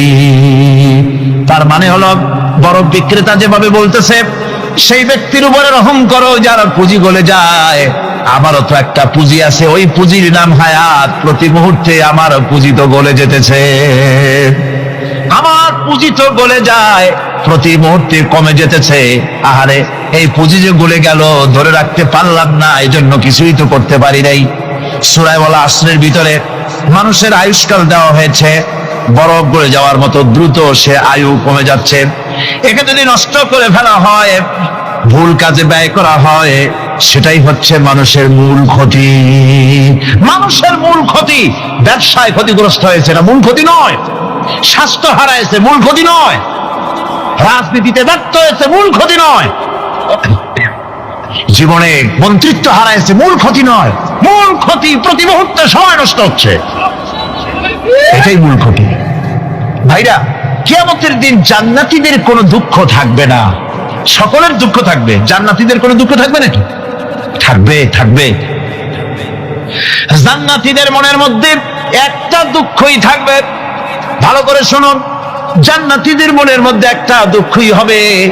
তারা মনে মনে চিন্তা করবে, আফসোস করবে, না হারে যদি দুনিয়ায় বসে অমুক সময় বাসে বসেছিলাম, আজে বাজে চিন্তা করেছি, বাড়ির ড্রয়িং রুমে একা একা বসে বসে আজে বাজে চিন্তা করেছি, অমুক অমুক সময় খেলাধুলায় কাটাইছি। এই সময়গুলিতে যদি সুবহানাল্লাহ, আলহামদুলিল্লাহ, লা ইলাহা ইল্লাল্লাহ, আল্লাহু আকবার এই তাসবিহ যদি পড়তাম, জিকির আজগার করতাম, জান্নাতের ভিতরে আরো নিয়ামত লাভ করতে পারতাম। সময়টা তো কাজে লাগাইলাম না। মানুষের সত্য, মুমিনের সত্য সব ওয়াকুলু লিন্নাসি হুসনা, মানুষের সঙ্গে ভালো ভালো কথা কও, মানুষের সঙ্গে হাসি মুখে কথা কও। একজনের সাথে হাসি মুখে কথা বললে আপনার একটা সদকা দেওয়ার মতো সমান সব আমলনামায় লেখা হয়ে গেল। ভালো ভালো কাম করো। আমার তো মনে হয় যে সূরা ওয়াল আসর এটা যেন একটা ঝিনুকের মধ্যে আল্লাহ পাক আটলান্টিক মহাসাগর, প্রশান্ত মহাসাগর, সবগুলি মহাসাগর একটা ঝিনুকের মধ্যে আল্লাহ পুরি দিয়েছেন। মানুষের সাফল্য এবং কল্যাণ, তার ধ্বংস এবং সর্বনাশের পথ কোথায় তা এ কোরআন বলে দিয়েছে। সফলতা কিসে আসবে, ধ্বংস কিসে আসবে, এ কথা আল্লাহ কোরআনে বলে দিয়েছে। আমি আজকে এই সূরা বেছে নিলাম এই কারণে, আমরা চলছি ধ্বংসের দিকে। কোন দিকে যাচ্ছি বলেন না, কোন দিকে? আমার তো মনে হয় হেমিলেনের সেই বংশীবাদক যেন বাঁশি বাজিয়ে চলছে, আর গোটা জাতি তার পেছনে সমুদ্রে ডুবে মরার জন্য অগ্রসর হচ্ছে। বন্ধুগণ, আমি বলতে চাচ্ছি যে আজ আমরা সফলতা এবং ব্যর্থতা কিসে, লাভ আর ক্ষতি কিসে এটা বুঝতে পারছি না বলেই গোটা জাতির এই দুর্দিনে সূরা ওয়াল আসর এইটাই আমাদের আলোচনা করা উচিত বলে আমি মনে করি। এর মধ্যেই আল্লাহ পাক আমাদের লাভ, আমাদের ক্ষতি, আমাদের সাফল্য, আমাদের ব্যর্থতা এর মানদণ্ড নির্ণয় করে দিতে পারেন কে? কথা বোঝেন নাই? তাহলে বলেন না কে দিতে পারেন? সেই আল্লাহ রাব্বুল আলামিন, তিনি কোরআনকে দিয়েছেন, এই সূরা তিনি নাজিল করেছেন। ইমাম শাফি রাহমাতুল্লাহ আলাইহি বলেছেন, লোকেরা যদি এই ছোট্ট সূরাটি উপরে চিন্তা ভাবনা করে তাহলে একটা মানুষের জন্য এই সূরাটাই তার হেদায়েতের জন্য যথেষ্ট হয়ে যেতে পারে, আর কিচ্ছু লাগে না। এই ছোট্ট সূরাটি একটা মানুষের সম্পূর্ণ হেদায়েত হওয়ার জন্য যথেষ্ট। আল্লাহ রাব্বুল আলামিন শুরু করছেন এভাবে, ওয়াল আসরি ইন্নাল ইনসানা লাফি খুসর। ওয়াল আসরি, আসরের আগে একটা অ আছে। আরবি গ্রামার অনুযায়ী এই অটা হচ্ছে ওয়াও কাসমিয়া, এটা হচ্ছে শপথ। আল্লাহ কসম করছেন। আপনারা খুব চিন্তা ভাবনা করেন, মাথা ঠান্ডা করে, কান এবং দিল, মন, মগজ সব এদিকে আপনারা গভীর মনোনিবেশ সহকারে যদি শোনেন তাহলে বুঝতে পারবেন। আল্লাহ পাক শপথ করতেছেন, কসম করতেছেন। এটা কি সোজা ব্যাপার না বিরাট ব্যাপার? আমরাও তো কসম করি। কখন করি? কথাটাকে নিশ্চিত করার জন্য, দৃঢ়ভাবে বিশ্বাস করার জন্য বলি। আল্লাহর দোহাই, আল্লাহর কসম, এই বলে আমরা আমাদের কথাকে উপস্থাপন করি অধিকতর বিশ্বাস করার জন্য। আল্লাহ পাক কসম করতেছেন, তবে আল্লাহর কসম আর আমাদের কসম এক না। আমরা কসম করি সবচাইতে যিনি বড়, মহানত্ব, বিরাটত্ব, শ্রেষ্ঠত্বের উপরে ভিত্তি করে আমরা কসম করি, যেহেতু আল্লাহর চাইতে মহান, বড়, শ্রেষ্ঠ আর কেউ নাই। এই জন্যে আল্লাহর চাইতে বড় কেউ নাই বলে আমাদের জীবনের শ্রেষ্ঠ স্লোগান, মুসলমানের জীবনে শ্রেষ্ঠ স্লোগান নারে তাকবীর। আসতে বললেন কেন?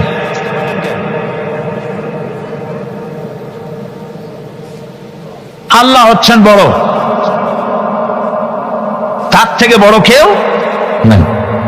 আমি চিন্তা করি মাঝে মধ্যে, কিছু মনে নেবেন না, আমি মাঝে মধ্যে চিন্তা করি যে সমস্ত রাজনৈতিক দলের লোকেরা মুসলমান, আর রাজনৈতিক মতপার্থক্য থাকতেই পারে, যে কোনো দল করতেই পারে, কিন্তু এমন রাজনৈতিক দল আমি কেন করব মুসলমান হয়ে যেই রাজনৈতিক দলের মিছিলে আর মিটিং এ আল্লাহু আকবার স্লোগান দেওয়া যাবে না? কারণ হচ্ছে আমি যখন দুনিয়া এসেছিলাম, আপনি যখন দুনিয়া এসেছিলেন, আপনার আমার কানে কি শোনানো হয়েছে? কন্ত আজান শোনানো হয়েছে। দুনিয়ায় এসে আমি প্রথম কি শুনেছি? আল্লাহু আকবার, এটাই শুনেছি। আযানের প্রথম শব্দ কি? নামাজের প্রথম শব্দ কি? ইকামতের প্রথম শব্দ কি? জানাজা, জীবনের শেষ নামাজ, এটার প্রথম শব্দ কি? এটা শেষ শব্দ কি?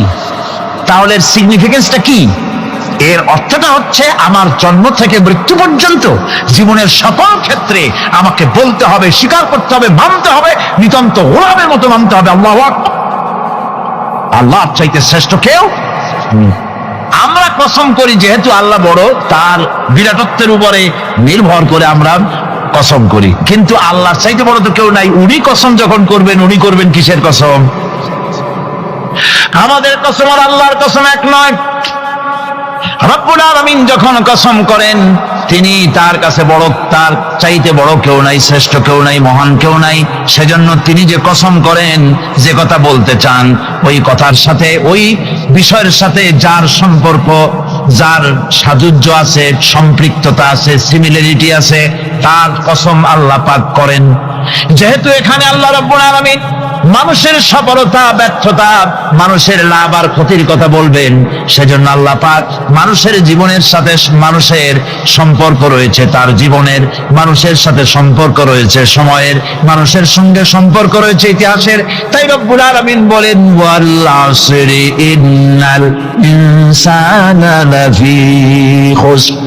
আমি কসম করি সময়ের, আমি কসম করি ইতিহাসের, আমি কসম করি জীবনের, আমি কসম করি সময়ের। যেহেতু এই জীবন আছে বলে আমরা আছি, জীবন না থাকলে আমরা বাঁচি না। ইতিহাসের কসম আল্লাহ করেন, কারণ হলো ইতিহাস মহাকালের সাক্ষী। এই মহাকালের দুষ্কৃতিকারা, তাদের দুষ্কৃতি যারা, তাদের দুষ্কৃত, তাদের দুষ্কৃত কর্ম, যা তারা যে খারাপ কাজ করেছে, সেই খারাপ কাজের ইতিহাস ধারণ করেছে।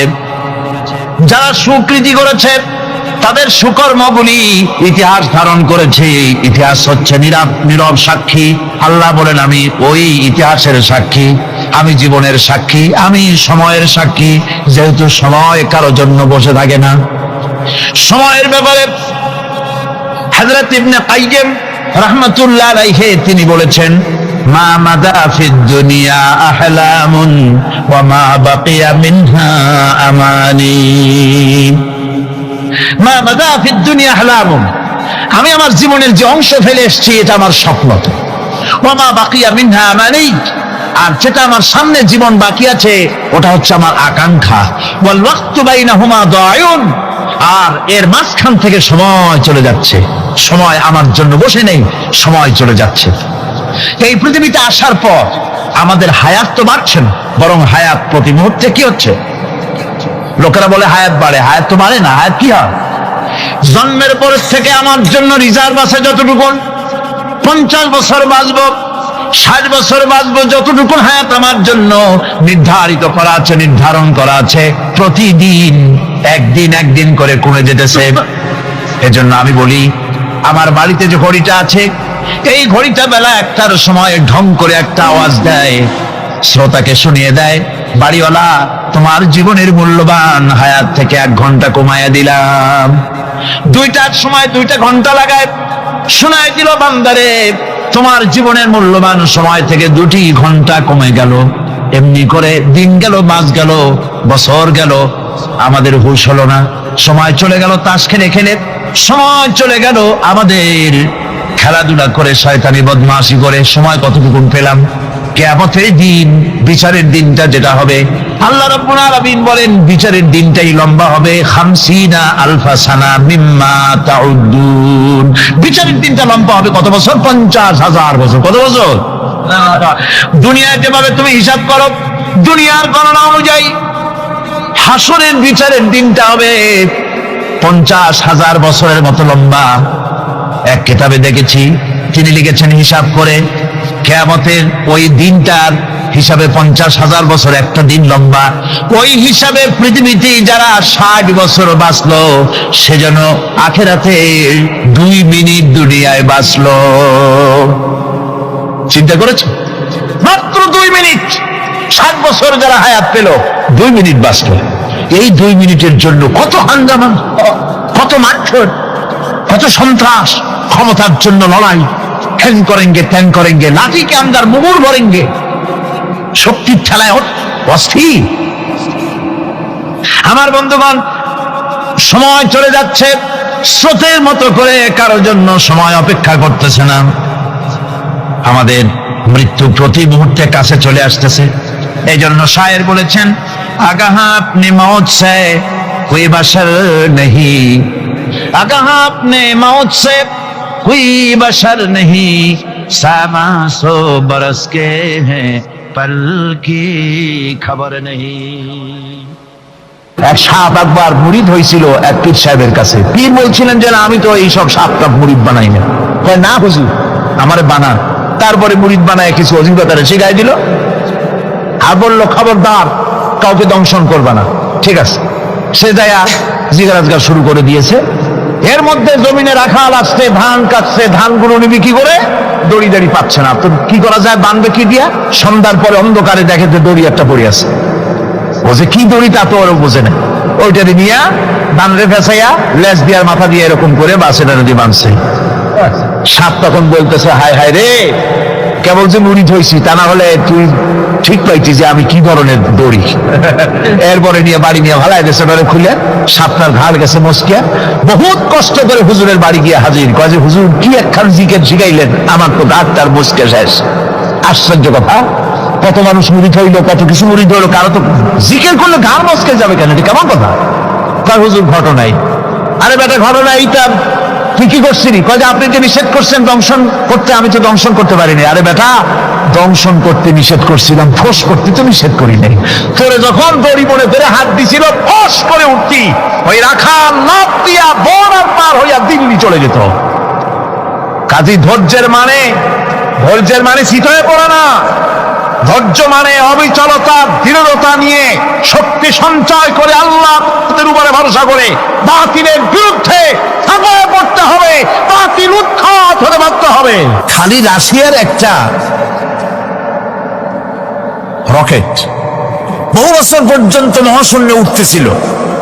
একদিন পত্রপত্রিকায় দেখতে পেলাম ওটা ভেঙে পড়বে, ওটার মেয়াদ শেষ হয়ে গেছে, ভেঙে পড়বে। বিশ্ব মহা চিন্তায় পড়ে গেল, কোন দেশে পড়বে? যদি কোনো দেশের উপরে পড়ে সে দেশ শেষ হয়ে যাবে, বিল্ডিং, মানুষ, স্থাপনা সব চূর্ণ বিচূর্ণ হয়ে যাবে, ভয়তে অস্থির। রাশিয়ার বিজ্ঞানীরা চেষ্টা করলো সেটাকে সরাইয়া কোন জমিনে যাতে না পড়ে মহাসমুদ্রে ভালাবার জন্য চেষ্টা করতে লাগলো। মনে আছে ঘটনা আপনাদের?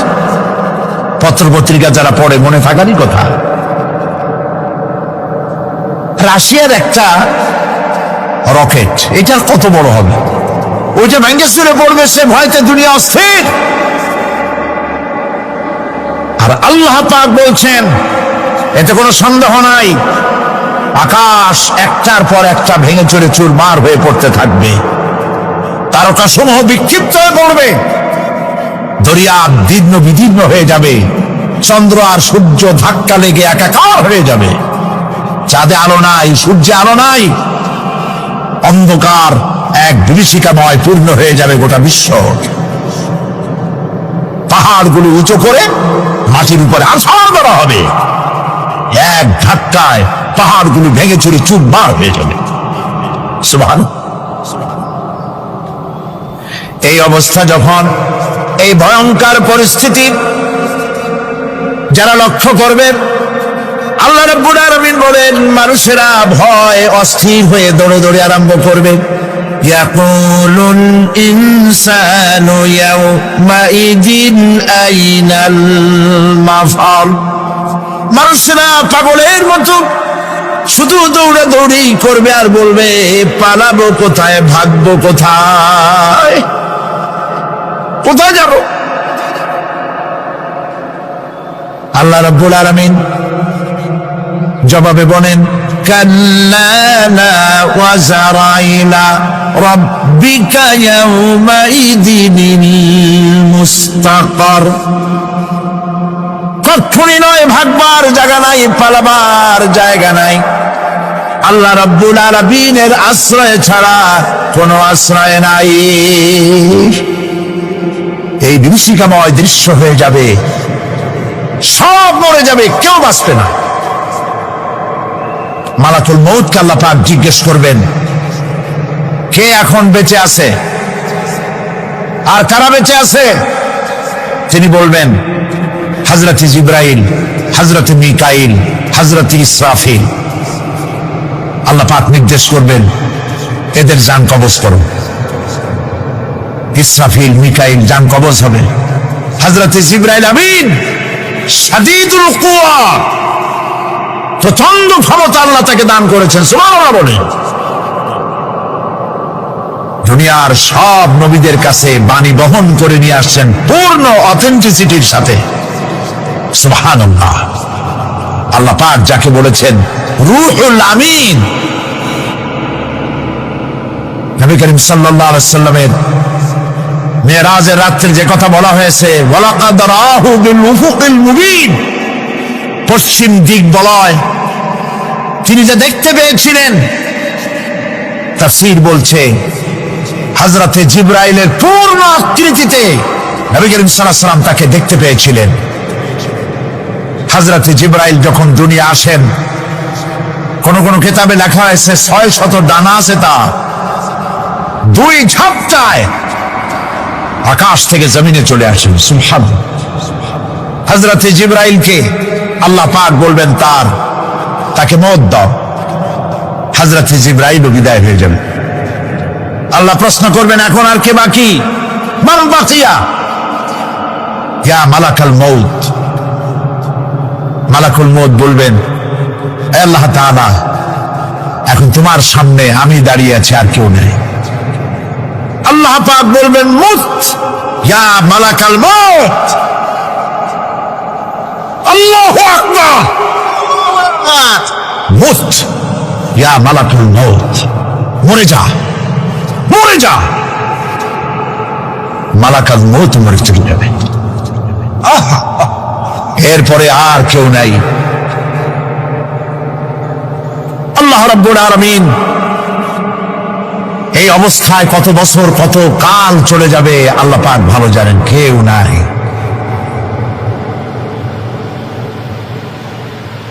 আজকের রাজত্ব কার?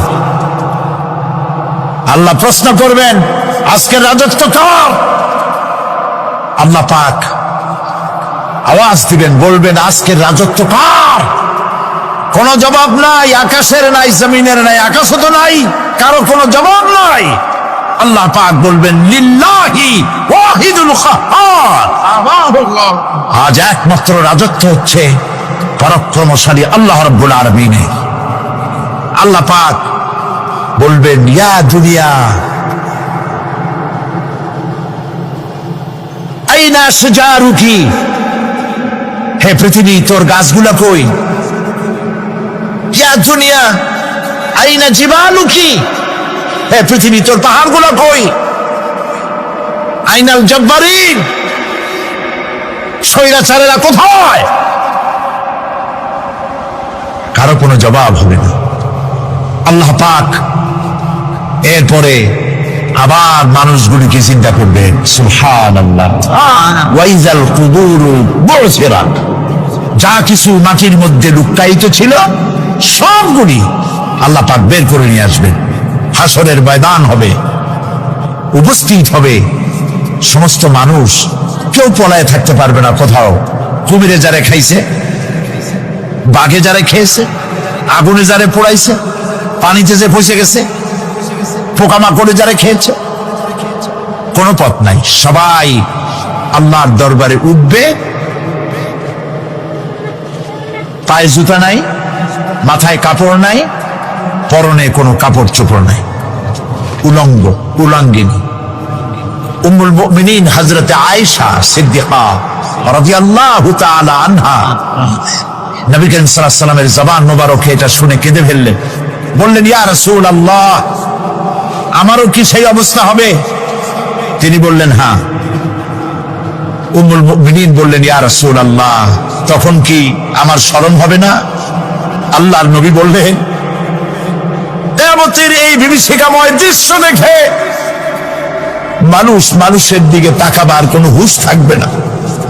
সব মানুষ উপরের দিকে তাকায় থাকবে, নিচে তাকাবার কারো কোনো ক্ষমতা থাকবে না। মানুষ অস্থির হয়ে যাবে। সেই হাসরের ময়দান বিচারক আল্লাহ রাব্বুল আলামিন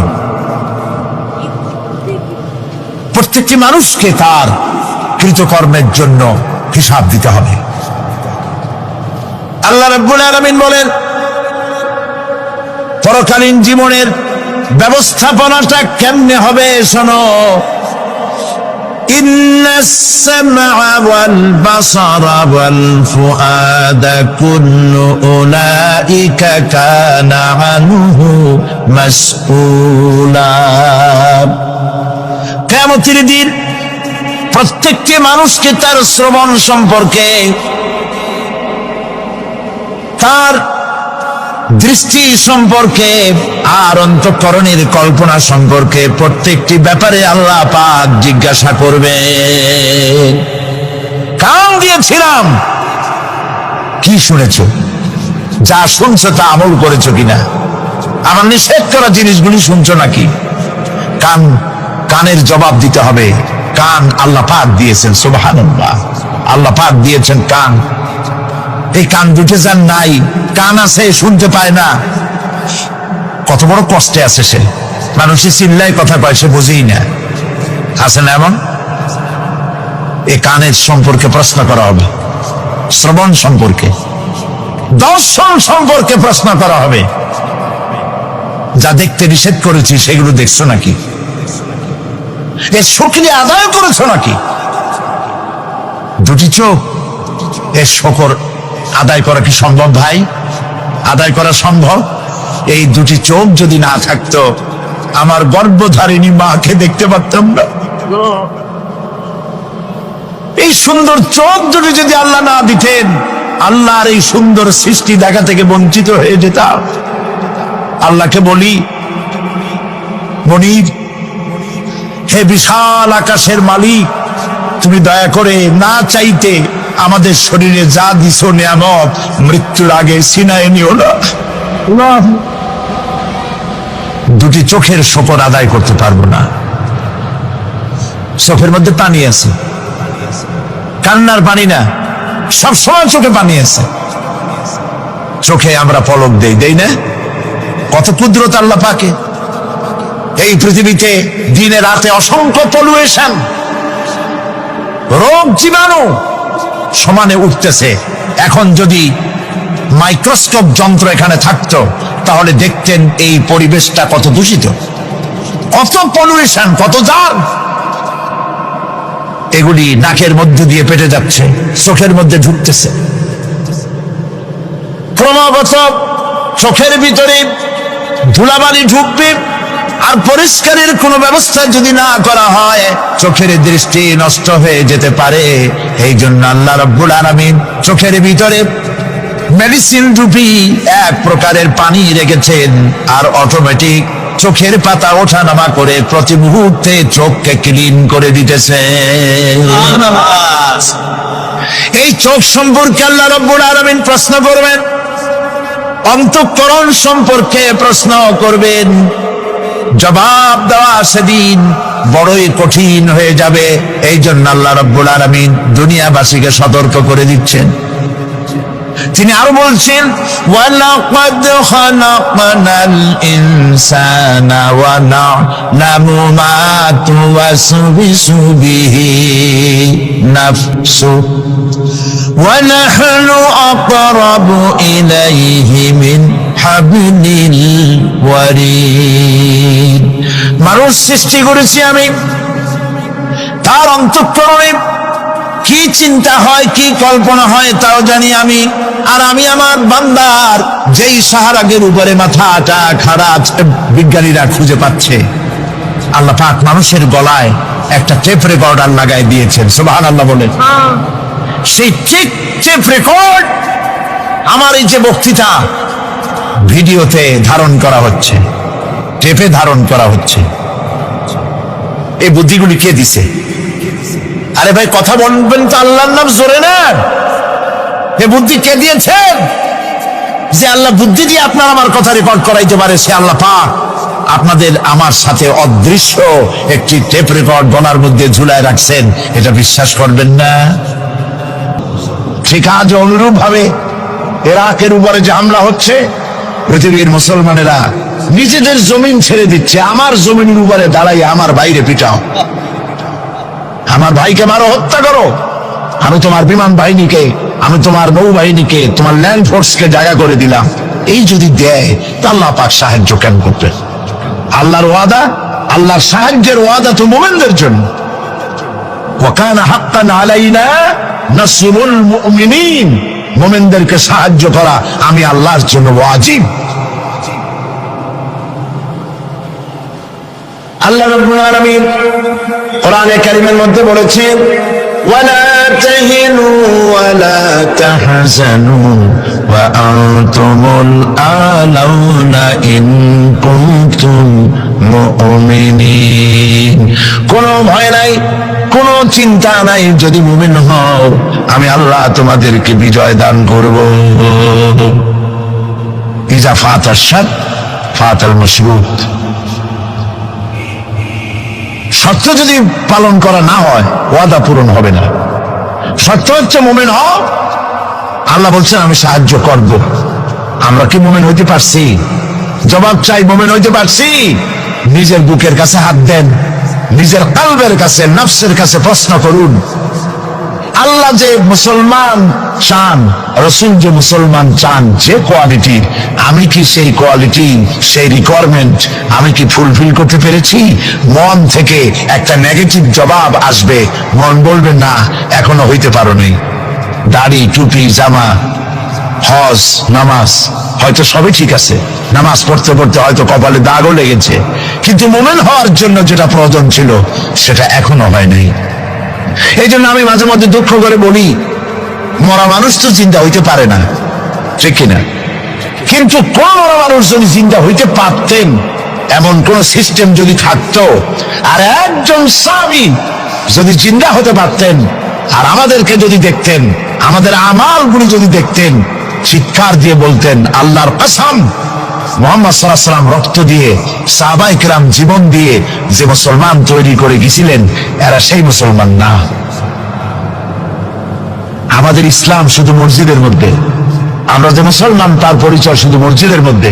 মসজিদ থেকে বেরিয়ে যাওয়ার পর আমার আচরণ আর হিন্দুর আচরণ আর খ্রিস্টানের আচরণের মধ্যে, ইহুদির আচরণের মধ্যে কোনো পার্থক্য আছে কি? বরং আমি তো আরো বাড়িয়ে বলবো, এক ধাপ এগিয়ে, এই পৃথিবীতে যদি চ্যালেঞ্জ হয়, কম্পিটিশন হয়, পৃথিবীতে সব থেকে বেশি মিথ্যে কথা কারা বলে? জবাব রূঢ় হলো বাস্তব। জবাবটা হচ্ছে মুসলমানেরাই। ওজনে কম দেয় কারা বেশি? মুসলমান। খাদ্যে ভেজাল দেয় কারা বেশি? মুসলমান। তাহলে আল্লাহর রহমত আমরা কেন পাবো? এই জন্য কোরআনে কারীম যে উদ্দেশ্য শেষ ছিল, আমরা সেই উদ্দেশ্যকে পূরণ করতে পারিনি। কোরআন শরীফ, সুবহানাল্লাহ, সুবহানাল্লাহ, কোরআন একটি বর্ণ মুহাম্মদ সাল্লাল্লাহু আলাইহি ওয়াসাল্লামের বানানের মধ্যে নাই। আল্লাহু আকবার।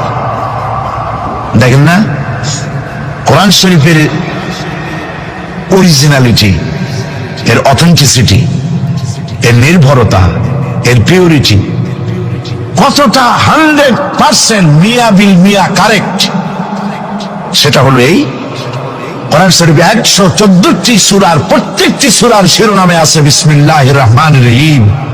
একটা সূরায় নাই। কোন সূরা? কেন নাই? এই জন্য নাই যেহেতু এই সূরা নাজিলের সময় আল্লাহ পাক এটা বলেন নাই। জিবরাইল আলাইহিস সালাম যখন নবী করিম সাল্লাল্লাহু আলাইহি ওয়াসাল্লামের কাছে এটা তেলাওয়াত করে শোনায়েছেন, তিনি বিসমিল্লাহ তখন বলেন নাই। নবী করিম সাল্লাল্লাহু আলাইহি ওয়াসাল্লাম যখন সাহাবায়ে কেরামকে লিখতে বলেছেন, কাতেবে ওহী যারা ছিলেন, তখন তিনি এই সূরার প্রথমে বিসমিল্লাহ বলেন নাই, তাই বিসমিল্লাহ এখানে লেখা হয় নাই। তার মানে হচ্ছে কোরআন শরীফ বিন্যাস করা, এর শব্দ বিন্যাস, সূরা বিন্যাস, এর সবকিছুকে বিন্যস্ত করার দায়িত্ব ছিল আল্লাহ পাকের। সুবহানাল্লাহ।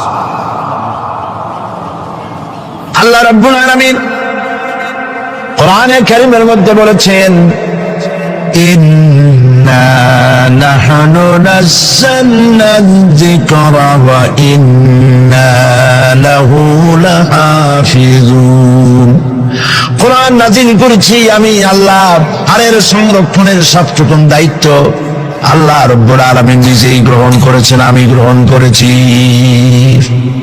নাযিল করছি আমি, হেফাজত করবো আমি। কে বলেন সবাই? আমি হেফাজত করবো এটাকে। আল্লাহ পাক গ্যারান্টি দিচ্ছেন,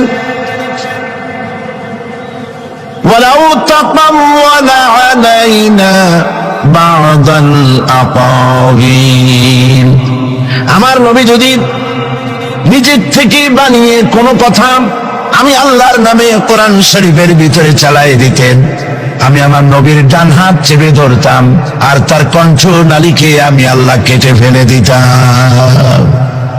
কত বড় কথা! গলা কেন ফেলে দিতাম? একটি কথাও যদি নিজের থেকে বানিয়ে বলতেন, সুবহানাল্লাহ বলেন। সেই কোরআন একটি শব্দ মানুষের নেই। আল্লাহ পাক বলেছেন এর উপর, কোরআনের উপর থেকে, এর নিচের থেকে, এর ডান থেকে, এর বাম থেকে, এর ভিতরে শয়তানের বাতিলের প্রবেশের কোনো অধিকার নয়। যদি থাকতো এতদিনে কত বেড়াছাড়া করতো, সেরা বেড়া করতো, উল্টো পাল্টা করিয়া সর্বনাশ করে ফেলাইতো, ঠিক কিনা? পৃথিবীতে শত শত কোটি খ্রিস্টান পৃথিবীতে আছে। খ্রিস্টানদেরকে চ্যালেঞ্জ করুন তো যে একটা বাইবেলের হাফেজ দাও আমাদেরকে। সারা পৃথিবীতে একটা হাফেজ চাই, বাইবেল মুখস্থ করছে, পাওয়া যাবে? যাবে না। হিন্দুদেরকে চ্যালেঞ্জ করেন, কত কোটি হিন্দু আছে তোমাদের, বেদ তোমাদের ধর্মগ্রন্থ, বেদ মুখস্থ করছে, এরকম হাফেজ দাও, পারবে দিতে? পারবেন।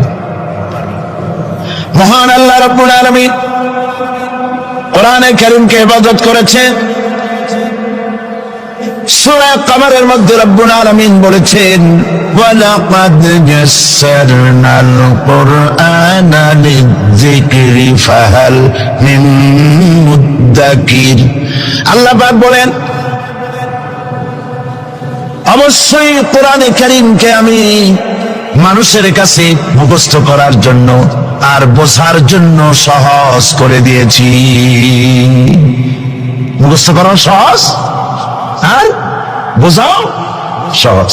কিন্তু দুর্ভাগ্যজনক সত্য আরেকটি কথা আছে, সেটা হলো এই, মুসলমান দাড়িওয়ালা টুপিওয়ালা আল্লাহর মসজিদের ভেতরে বসে এক শ্রেণীর মুসলমানেরা বলে কোরআন বোঝা আমাদের কাম না, আমরা পাবলিক, আমরা কোরআনের বুঝবো কি? কোরআন বুঝবে আলেমেরা। অবশ্যই এরকমের লোক নারায়ণগঞ্জে নাই, বিভিন্ন জেলায় আছে। কোরআন আমরা বুঝবো না, বিশাল ব্যাপার, আল্লাহর কোরআন, এর আমরা বুঝবো কি? এই কথাটা শয়তানের একটি ওয়াসওয়াসা, এই কথাটি শয়তানের মারাত্মক ওয়াসওয়াসা। আল্লাহ খান কোরআন দিয়েছেন খালি মৌলানা মৌলবীদের বুঝাবার জন্য, আর কেউ এটা বুঝবে না। আল্লাহ পাক বলছেন আমি মানুষের জন্য কোরআন বোঝা সহজ করেছি, চেষ্টা করো, বুঝতে চেষ্টা করো। কোরআন শরীফ দুইটা জিনিস, একদিকে বোঝা সহজ, মুখস্থ করাও সহজ। আমার কাছে হাফেজ আমি পেয়েছি 8 বছরের বাচ্চা কোরআন শরীফ মুখস্থ করছে। আজকে পত্রিকা দেখলাম একটা ছোট্ট মেয়ের ছবি, 7 বছরের কোরআন শরীফ মুখস্থ করেছে, কোন মৌলানা সাহেবের ছেলে, তার মাও হাফেজ, বাবাও হাফেজ। 7 বছরের ছোট্ট বাচ্চা 30 পারা করেছে। আপনি কি মনে করেন, পাগলামি মনে করেন এত বড় কোরআন শরীফ মুখস্থ করা? 7 বছরের বাচ্চা কোরআন মুখস্থ করছে। আমার কাছে মনে হলো যেন আটলান্টিক মহাসাগর আল্লাহ ঝিনুকের মধ্যে ঢুকাই দিছে। এই যে শরফুদ্দিন খলিফা নাকি একটা ছোট্ট বালের বাচ্চার একটা ক্যাসেট বেরিয়েছে না, তানজানিয়া। লোকেরা বলে, খুব আশ্চর্য হয়ে যায় যে কেউ কেউ তো বলে যে এগুলি কম্পিউটার দিয়ে বানাইছে। যারা আল্লাহর কুদরত বিশ্বাস করে না তারা এরকম বলে। লোকেরা আশ্চর্য হয়ে যায়, এত রকম ছোট ছেলে কোরআন শরীফ মুখস্থ করলো কেমনে? বয়স তার 4 বছর। আসলে বয়স 4 বছর না, আমি আজ থেকে 4 বছর আগেই তার কাছে দেখেছি লন্ডনে। তাহলে হইতেই পারে, আল্লাহ পাক যদি ইচ্ছা করেন করতেই পারে। চিন্তা করে দেখেন না, একটা লোক 40 বছর পর্যন্ত লেখাপড়া জানেন, লিখতেও পারেন না, পড়তেও পারেন না, নামও সই করতে পারেন না, কোন রাজনৈতিক ব্যক্তিদের সাথে ওঠা বসা করেন নাই, কোন কবি সাহিত্যিক সাহিত্যিকদের সাথে ওঠা বসা করেননি। সেই লোকটি 40 বছর পর এমন কথা বললেন রাজনীতির কথা, দুনিয়ার সব রাজনীতি ফেল হয়ে গেল। অর্থনীতির ব্যাপারে, সমাজনীতির ব্যাপারে এমন সব কথা বললেন, দুনিয়া ফেল। 40 বছর যিনি লেখা জানেন না, পড়া জানেন না, লিখতে জানেন না, পড়তে জানেন না, কে তিনি? সাল্লাল্লাহু আলাইহি ওয়াসাল্লাম। তো আল্লাহ পাক কেন পারবেন না? মরা গাছ দিয়ে ফুল ফুটাই দিতে পারেন, মরুভূমির ভিতরে পানির প্রস্রবণ ঘটিয়ে দিতে পারেন, আমিরকে ফকির করতে পারেন, ফকিরকে আমির করতে পারেন। এই তো আল্লাহ। যালিকুমুল্লাহু রাব্বুকুম, ইনি হচ্ছেন তোমার আমার রব। সুবহানাল্লাহ ওয়া বিহামদিহি। কোরআনে কারীমকে একদিকে মুখস্থ করা সহজ, আর মুখস্থ করার জন্য একটি সিস্টেম কোরআন শরীফের মধ্যে আছে, চিন্তা করলে যেগুলি পাওয়া যায়। সেটা হলো এই যে কোরআন যদি কেউ তাড়াতাড়ি পড়ে মনে হবে যেন প্রবন্ধ পড়তেছি, আর যদি থেমে থেমে পড়ে তাহলে মনে হবে যেন কবিতা পড়তেছি। সুবহানাল্লাহ। প্রত্যেকটা লাইনে লাইনে মিল, ছন্দের আকারে কোরআন শরীফ পৃথিবীর সমস্ত সাহিত্যে মানকে ছাড়িয়ে এত উপরে গিয়েছে যেই মান পর্যন্ত পৃথিবীর কোন সাহিত্য কিয়ামত পর্যন্ত পৌঁছতে পারবে না। এর ফাসাহাত, এর বালাগাত, কোরআন শরীফের সাহিত্যিক মান চিরকালের জন্য কালজয়ী, এর পাশেও কেউ দাঁড়াইতে পারবে না। সুবহানাল্লাহ। কি পাগল ছাগল হাবিজাবি নবীয়তের দাবি করে। আচ্ছা, নবীর দাবি করলে তো তার কাছে ওহী আসতে হবে।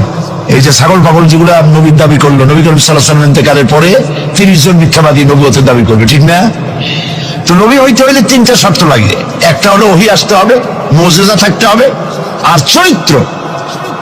নবীর কপালে লেখা থাকে না যে উনি নবী, বুকের উপরেও লেখা থাকে না যে ইনি নবী। চরিত্র দিয়েই প্রমাণ হয় ইনি কোনো সাধারণ মানুষ নন, ইনি আল্লাহর নবী। সুবহানাল্লাহ। তাই তো হযরতে নবী করিম সাল্লাল্লাহু আলাইহি ওয়াসাল্লাম যখন হযরত খাদিজা রাদিয়াল্লাহু তাআলা আনহার কাছে যখন দ্বীনের দাওয়াত দিলেন, কালেমার দাওয়াত দিলেন, 1 সেকেন্ডও তিনি দেরি করেননি। চিন্তা করেন না, আপনি নিজেকে বহুত ফেরেশতা রূপে আপনি বলতে পারেন যে আমি একেবারে অ্যাঞ্জেলিক ক্যারেক্টারের লোক, ফেরেশতা চরিত্রের মানুষ। বাইরে গিয়ে বহুত কথা বলতে পারেন, এমনকি বাইরে গিয়ে অনেক মুরিদও বানাইতে পারেন। ফেরেশতাদেরকে জিজ্ঞেস করা উচিত যে আপনার বউ আপনার কাছে মুরিদ হয়েছে কিনা। বউ মুরিদ করে এত সহজ না। একজন পীরেরই দেখছিলাম একটা বইয়ের মধ্যে গল্প, বউ তাকে পীর মানতেই চায় না, বহুত চেষ্টা করছে মুরিদ বানাবার জন্য, পারেনি। একদিন বউকে কেরামতি দেখাবার জন্য সে তার রান্না করতেছিল বাইরে, ওইটার উপর দিয়ে সে উড়ে গেল। এরপরে সে নামলো, বউ তাকে দেখে বলে, দেখছো তুমি তো পীরগিরি করো, এই যে একটা লোক কেবল মাত্র পাগড়ি বান্ধা মাথার উপর জুড়ে গেল, তুমি কি এরকম পারো? আরে বেশি আমি তো উড়ে গেলাম, তোমার দেখাবার জন্য তুমি বিশ্বাস করো না। ও, সেই জন্য তো একটু টাইট হয়ে গেছো, সোজা হয়ে যেতে পারো নাই। বউ তো তার স্বামীর জন্য জীবন দিতে পারে, তার ভালোবাসা সবটা উজাড় করে দিতে পারে, কিন্তু ঈমান আনা সহজ নয়। যেহেতু বউ, আপনি সবাইকে ফাঁকি দিতে পারবেন, আপনার স্ত্রীকে কখনো ফাঁকি দিতে পারবেন না। আপনি কোথায় যান, কত রাত্রে বাড়ি ফেরেন, কার সঙ্গে টেলিফোনে কথা বলেন, আপনার ইনস অ্যান্ড আউট, ভেতর এবং বাইরের সব সূর্যের মতো পরিষ্কার আপনার স্ত্রীর কাছে। এই জন্য নবী করিম সাল্লাল্লাহু আলাইহি ওয়াসাল্লাম বলেছেন, তোমাদের মধ্যে উত্তম সেই ব্যক্তি যে ব্যক্তি তার স্ত্রীর কাছে উত্তম। আমি আমার স্ত্রীদের কাছে উত্তম ব্যক্তি। সুবহানাল্লাহ। হযরত নবী করিম সাল্লাল্লাহু আলাইহি ওয়াসাল্লাম তিনি যখন হযরতে খাদিজাকে যখন দ্বীনের দাওয়াত দিলেন, কালেমার দাওয়াত দিলেন, বললেন এক আল্লাহর ইবাদত করো, আমারে শেষ জামানার নবী হিসাবে মেনে নাও, আখিরি নবী হিসাবে আমাকে মেনে নাও। হযরতে খাদিজা এক মুহূর্ত দেরি করেন নাই, সঙ্গে সঙ্গে পড়েছেন লা ইলাহা ইল্লাল্লাহু মুহাম্মাদুর রাসূলুল্লাহ। জোরে পড়েন লা ইলাহা। নজর মতো জায়গা মাহফিল করবেন তো বড় খয়রাত করতে নামবেন, ছোট্ট বাটি নিয়ে নামবেন কেন? বিরাট ঝুলি নিয়ে নামেন, কেউ তো বেশি দিলে তখন নেবেন কি করে? এই জন্য আপনি যেমন ব্যবস্থা করবেন সেরকম আমরা তো আরামে বক্তৃতা শুনতেছি, আর ইরাকের মুসলমানদের ঘুম হারাম হয়ে গেছে, খাবার নাই। গতকাল ব্রাহ্মণবাড়িয়া বলেছি, ইরাকের গর্ভবতী নারীরা তারা ডাক্তার সরকারের কাছে দাবি জানাইছিল যুদ্ধের একদিন আগে, বলছিল আমাদেরকে অপারেশন করে বাচ্চাগুলো বের করে দাও। আমেরিকার কাফেরদের বিরুদ্ধে লড়াই করে শহীদ হয়ে মরতে চাই।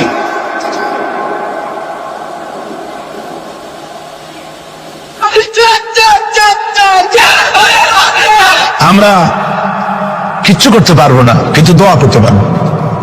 কি করতে পারবো? তবে দোয়া কবুল হোক আর না হোক এই নিয়ে তাড়াহুড়ো করবেন না। অনেকে মনে করে দোয়া তো করছিলাম আফগানের জন্য, হয়েছে কি? এই জাতীয় কথা বলা ইমানের বিপরীত, ইমানের খেলাফ। আপনার দোয়া কবুল করতে আল্লাহ বাধ্য নন। ফাআলুল লিমা ইউরিদ, যা খুশি তাই করেন। সুবহানাল্লাহ বলো। এই দোয়া যে করি, এই দোয়া কবুল আজ হবে, কাল হবে, অথবা 5 বছর 10 বছর পরে হবে, অথবা কবুল যদি না হয়, শাহনশাহ রব্বুল আলামিনের দরবারে দোয়া করা হয়েছে, এজন্য আল্লাহ পাক কিয়ামতে মর্যাদা বৃদ্ধি করে দিবেন। দোয়া করতেই হবে, দোয়া ছাড়া পথ নাই। কাজে বসবেন, হাঁটাহাঁটি করা ঠিক না। হযরতে খাদিজাতুল কুবরা রাদিয়াল্লাহু তাআলা আনহা ঈমান এনে কালেমা পড়ে বললেন কি জানেন? বললেন, আবাল কাসেম, হে কাসেমের পিতা, হে কাসেমের পিতা, আমি বিগত 15টি বছর আপনার সাথে ছিলাম স্ত্রী হিসেবে। আমি আপনার মধ্যে যে আচরণ দেখেছি, যে আখলাক দেখেছি, এটা কোনো সাধারণ মানুষের হতে পারে না। আপনি অবশ্যই আল্লাহর নবী, বিন্দুমাত্র সন্দেহ আমার নাই। সুবহানাল্লাহ। প্রিয় ভাই সব, সেই নবীদের জন্য 3টি শর্তের কথা বলেছিলাম। একটা হলো ওহী, একটা মুজিজা, একটা উন্নত মানের চরিত্র। ওহী ছাড়া নবী হওয়া যায় না। এই কোরআন সর্বশেষ ওহী মুহাম্মদ সাল্লাল্লাহু আলাইহি ওয়াসাল্লামের পরে। এরপরে আল্লাহর কোন ওহী আসবে না, একটা শব্দ আসবে না পৃথিবীর মানুষের জন্য। কমপ্লিট করে দেওয়া হয়েছে। আল ইয়াউমা আকমালতু লাকুম দীনাকুম ওয়া আতমামতু আলাইকুম নি'মাতি ওয়া রাদিতু লাকুমুল ইসলাম দীনা। এটাকে কমপ্লিট করা হয়েছে আল্লাহর পক্ষ থেকে। পৃথিবীর মানুষের জন্য আর একটি শব্দ প্রয়োজন নাই। বিজ্ঞানের আবিষ্কার যত বাড়ুক, কোরআন শরীফে কিচ্ছু তাতে আসে যায় না। যদি কোন আহাম্মক বলে যে বর্তমান হলো বিজ্ঞানের যুগ, কোরআন নাজিল হয়েছে কত বছর আগে? 1400 বছর আগে কোরআন নাজিল হয়েছে। সেই যুগের কোরআন আর এখন মডার্ন যুগ, এখন কি এগুলি চলে? আরে বাবা, তোমার বিজ্ঞান ফেলের সামনে। বিজ্ঞানের থিওরি হচ্ছে, বিজ্ঞানের একটি থিওরি এই যে বিজ্ঞানের কোন থিওরি ফাইনাল নয়। আজকে এক বিজ্ঞানী এক কথা বলে, কালকে আরেকজন আরেক কথা বলে। একদিন তো ডারউইন বলেছে এই মানুষগুলো মানুষ না, সবগুলো বান্দর। ও নিজেও বান্দর। বান্দর কেন? মানুষের নাকি দেখা যায় বান্দরের মতো। আচ্ছা বলেন, বান্দর আমার মামু হয়, সিম্পাজি আমার নানা, ওরাং ওটাং দাদা, এই বলে এর মধ্যে কোনো গৌরব আছে? এর মধ্যে কোনো গৌরব আছে? কোনো গৌরব নাই। ডারউইনের গোষ্ঠী বান্দরের গোষ্ঠী হইতে পারে, কিন্তু আমরা বান্দরের গোষ্ঠী না। আমরা আসছি আদম থেকে, আদম আসছে মাটি থেকে। সুবহানাল্লাহ। ওই সময় সে বলছিল, আমি চিন্তা করছি যে কয় বোতল খাইয়া এরকম লিখতে পারে। ওই সময় সে বলছে মানুষ বান্দর জাতি। এরপরে যারা পৃথিবীতে বিজ্ঞানী, তার সমকালীনের পরপরই যারা এসছে, তারা রিসার্চ করে বলেছে এই ডারউইনের এই কথা হলো একটা বান্দরামি, এটা ঠিক না। কারণ মানুষ যদি বান্দরের জাত হয়, তাহলে বান্দর তো পৃথিবী থেকে বিলুপ্ত হয় নাই, এখনো পৃথিবীতে বহুত বান্দর আছে। এই বান্দর গুলা, আমরা তো একটা বান্দর এরকম দেখলাম না যে কোমর পর্যন্ত মানুষের মতো হয়ে গেছে। আরো কিছু ভালো করে খাওয়াইলে তাড়াতাড়ি করে মানুষ হয়ে যাবে। অর্ধেক মানুষের মতো হয়েছে, 12 মানুষের মতো হয়েছে, অথবা মানুষ এই মাত্র হয়ে গেল বান্দর থেকে লেস খুঁজে গেছে। এরকম হয়েছে কোথাও? কোন জিনিসের সাথে কোন জিনিসের সিমিলারিটি থাকলে এইটা ওইটার বংশের, এটা কি করে বলা যায়? তুমি যদি কারো ছেলেকে এতিম বানায় থাকো, তোমার ছেলেকে আল্লাহ এতিম বানায় রাস্তায় ভিক্ষা করায় ছাড়বেন। তুমি যদি কারো বাপকে মাকে কাঁদায় থাকো, আল্লাহ রাব্বুল আলামিন তোমার মা বাপকে কাঁদাবেন। বিবেক দিয়ে চিন্তা করো, যাকে মেরেছ ওই রাত্রে তার বাড়ির কাছে যাও, ওই রাত্রে গোপনে তার বাড়ির কাছে গিয়ে দেখো তার মা কিভাবে তার সন্তানের জন্য কাঁদতেছে, মায়ের কোলটা খালি হয়েছে বলে কিভাবে কাঁদতেছে, তার বাবা কিভাবে কাঁদতেছে, তার বউ থাকলে কিভাবে ছটফট করতেছে, তার কলিজার টুকরা সন্তান থাকলে কিভাবে আব্বা আব্বা বলে কাঁদতেছে। যারে গুলি করে মেরেছো একবার বাড়ির কাছে গিয়ে কান পাটা শোনো। মনে রাখো যুবক, সন্ত্রাসীরা শুনে রাখো, অস্ত্র দিয়া মানুষকে যারা মেরেছো, আল্লাহর কসম করে বলি যেভাবে মেরেছো ওইভাবে তোমাকেও নিহত হতে হবে, কোনো সন্দেহ নাই। বাড়িতে গিয়ে ডায়েরিতে লিখে রাখো আমার কথা। থামুন, বাড়িতে গিয়ে ডায়েরিতে লিখে রাখুন, ডায়েরিতে লিখে রাখো, যদি তুমি কাউকে হত্যা করে তার বউকে যদি বিধবা বানায় থাকো, তোমার বউ বিধবা হবেই, কোনো সন্দেহ নাই। তুমি যদি কারো ছেলেকে এতিম বানায় থাকো, তোমার ছেলেকে আল্লাহ এতিম বানায় রাস্তায় ভিক্ষা করায় ছাড়বেন। তুমি যদি কারো বাপকে মাকে কাঁদায় থাকো, আল্লাহ রাব্বুল আলামিন তোমার মা বাপকে কাঁদাবেন। তুমি যদি বেরনোটের খোঁচা দিয়া, ড্যাগারের খোঁচা দিয়া একটা মানুষকে যদি বুক ফেলে থাকো, তোমার বুকটা ঝাঁকড়া করে দেওয়ার মতো অস্ত্র আল্লাহ তৈরি করে রেখেছে। বিশ্বাস করো, বিশ্বাস করো। অননুমোদিত অস্ত্র থানায় জমা দিয়ে দাও, মসজিদে ঢোকো, নামাজ পড়ো, চরিত্রবান হয়ে যাও। তোমাদের প্রতি আমার উদাত্ত দাওয়াত, আমার বুক ভরা দরদ। তোমাদের বিরুদ্ধে আমাদের কোনো বিদ্বেষ নাই, হিংসা নাই, আছে কলিজা বড় দরদ। দেখতে পাচ্ছি জাহান্নামের দিকে যাচ্ছ, এই পথটা কোন দিকের পথ? যারা বলেন কোথার পথ? ওই নেতাদের পিছনে আর চলো না, তওবা করো। ওই নেতাদের পিছনে আর যাবে না যারা তোমাদেরকে টাকা দেয় আর অস্ত্র দেয়, যারা তোমাদেরকে মদ দেয় আর নারী দেয়, ওদের পিছনে আর চলবে না। ওয়াদা করো। যুবকরা কি পারবে ওয়াদা করতে? ওই সব নেতাদের পিছনে জীবনে আর যাবে না, ওয়াদা করতে পারো? হাত উঁচু করে দেখাও যুবকেরা।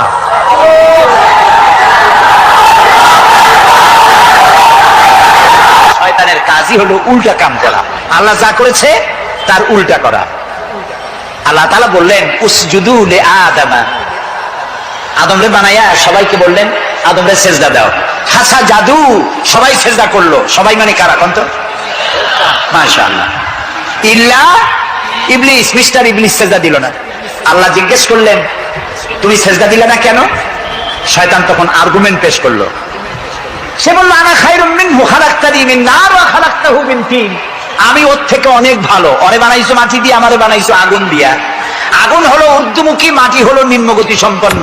সুতরাং ঊর্ধ্বমুখী কোন জিনিসকে নিম্নমুখী জিনিসের কাছে আত্মসমর্পণ করতে বলা, সেজদা দিতে বলা মোস্ট আনসাইন্টিফিক। কত বড় শয়তান! শয়তান জানে না যে আগুনের শক্তি কম, মাটির চাইতে আগুনের শক্তি একেবারেই কম। সব থেকে শক্তি বেশি মাটি। আগুন হচ্ছে সংহারক আর মাটি হচ্ছে উৎপাদনশীল। এই মাটির তলায় আর একটা জগৎ আছে, পানির তলায় আছে আর একটা জগৎ। আলহামদুলিল্লাহ রব্বিল আলামিন। এই যে রব্বিল আলামিন বলা হয়, আলম হচ্ছে এক বচন, আলামিন হচ্ছে বহু বচন। আল্লাহ শুধু ইহকাল আর পরকাল, ইহজগৎ আর পরজগতের মালিক নন, বহুমাত্রিক জগতের মালিক তিনি। সেই জগৎগুলি আমরা চিনি না, অবশ্য সময় হলে আর একদিন এ ব্যাপারে বলবো ইনশাআল্লাহ। মাটির তলায় কি জগৎ, সাগরের তলায় কি জগৎ, ও বোঝে নাই, ও তো শয়তান। ও এরকম বলে বসলো। আল্লাহ তাআলা বললেন ইন্নাকা রাজিম, তুই মরদুদ, আমার হুকুমের অবাধ্য হয়েছিস, বেরিয়ে যা, তোর জীবনের সমস্ত ইবাদত আমি পণ্ড করে দিলাম। শয়তান বলল আল্লাহ তাআলা আমার ইবাদত গুলি আদমের কারণেই পণ্ড হলো, তাই এতদিন কষ্ট করে ইবাদত করলাম, এর বিনিময় কিছু দেবে না? আল্লাহ কয় চাইস কি? কয় আমার 3 দফা দাবি। কি কি? 1 নম্বর, যে আদমের কারণে আমার সব শেষ হইল, শয়তান হয়ে গেলাম, এই আদম বাঁচবে কয়দিন? আল্লাহ তাআলা বললেন এরা তো কিয়ামত পর্যন্ত এর সন্তানেরা থাকবে। শয়তান বলল এই আদম সন্তানকে প্রতারণা করার জন্য আমাকেও কিয়ামত পর্যন্ত হায়াত দিতে হবে। আল্লাহ তাআলা বললেন মঞ্জুর। শয়তান বলল আমাকে আমার 2 নম্বরের দাবি, যেহেতু আমি মানুষের প্রতারণা দিব, ভাইতে ভাইতে ঝগড়া লাগাবো, স্বামী স্ত্রীতে ঝগড়া লাগাইয়া তালাক দেওয়াবো, ভাইতে ভাইতে খুনাখুনি বাধায় দেবে, কিন্তু লোকেরা যদি আমারে দেখতে পায় যে শয়তান এই যে তালাক দেওয়াইয়া এই যে যায়, ছেলে আর বাপে ঝগড়া বাঁধাইয়া ভাইতে ভাইতে খুনাখুনি করাইয়া এই যে শয়তান যায়, তাহলে তো আমার ঠ্যাং আস্ত থাকবে না, আমার তো মেরে ভালো। সুতরাং আমাকে আন্ডারগ্রাউন্ড ওয়ার্ক করতে দিতে হবে, আমি শয়তানি করবো কেউ, কিন্তু আমার কেউ দেখবে না। আল্লাহ কয় মঞ্জুর, শয়তান কয় লাস্টলি এন্ড ফাইনালি। 3 নম্বরের দাবি, আমি করব সারা জীবন তোমার বিরোধিতা। আর মজার ব্যাপার, রিজেকের মালিক তুমি, তুমি যদি আমারে আর আমার অনুসারীদেরকে খাবার না দাও তো আমি তো ওয়ার্কার পাবো না, এই জন্য আমার খাইতে দেওয়া লাগবে, আমার ওয়ার্কারদেরকেও খাইতে দিতে হবে। আল্লাহ বললেন মঞ্জুর। শয়তান বলল, হায় আল্লাহ তাআলা, এবার তোমার জাহান্নামের সংখ্যা বাড়াইতে পারো, আমি তোমার সমস্ত বান্দাগুলি সব জাহান্নামকে ভর্তি করে দেবো। এই কোরআন শরীফে আছে। আল্লাহ তাআলা ফেরেশতাদের বললেন, ফেরেশতারা শুনছে শয়তানি কইল কি। আল্লাহ রাব্বুল আলামিন বলেন, আমার ফেরেশতারা, আমার আদম সন্তানের, আমার বান্দারা যদি একটি শয়তানের প্রতারণায় পড়ে একটি যদি গুনার কাজ করার নিয়ত করে, কাজটা করে নাই, শুধু নিয়ত করেছে, ইচ্ছা করেছে, আমলনামায় কোনো গুনাহ লিখবে না। গুনাহটা যখন করে ফেলবে, একটি গুনার বদলে শুধু একটাই গুনাহ লিখবে। আর যদি আমার বান্দা যদি একটি পুণ্য কাজের নেক কাজ করার নিয়ত করে, কাজটা করে নাই, শুধু নিয়তের জন্য একটা নেকি লিখে দিবা।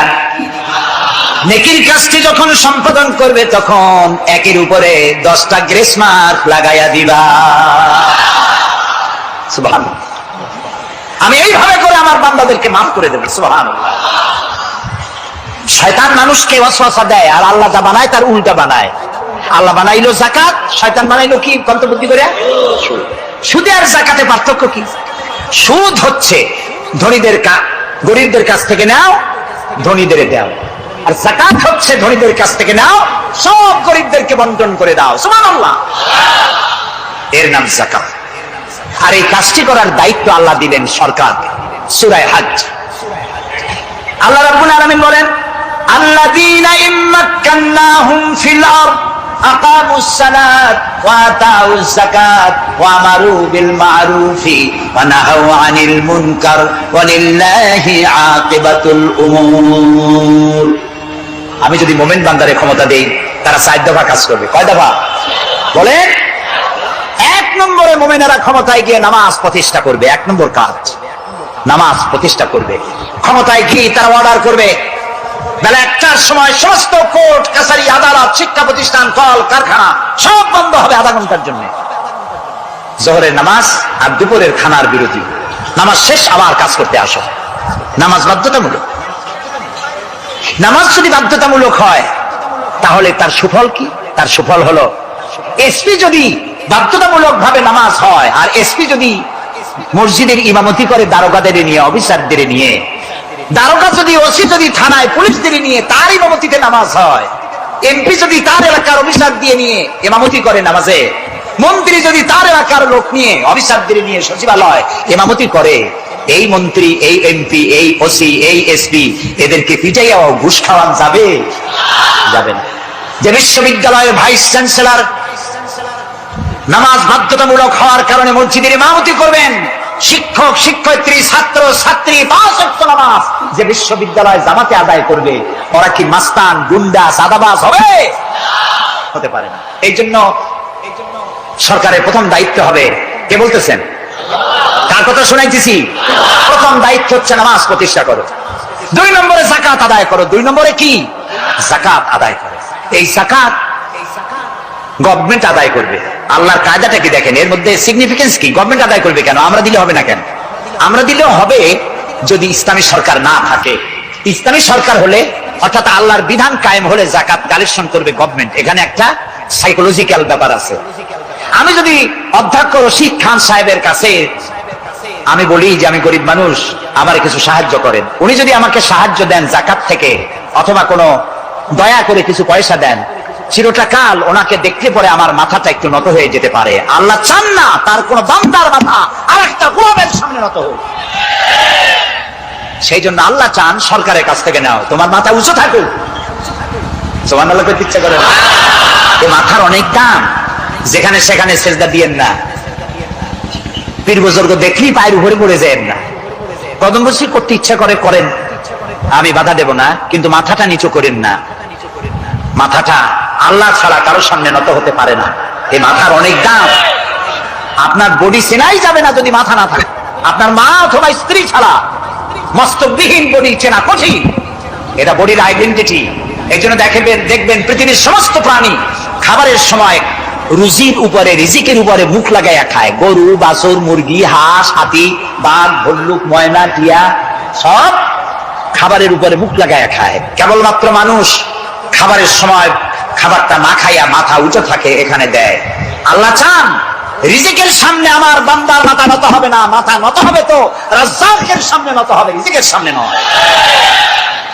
সুতরাং গভর্নমেন্টের কাছ থেকে নাও, তাহলে তোমার মর্যাদা ঠিক থাকবে, কোনো ব্যক্তির কাছ থেকে নয়।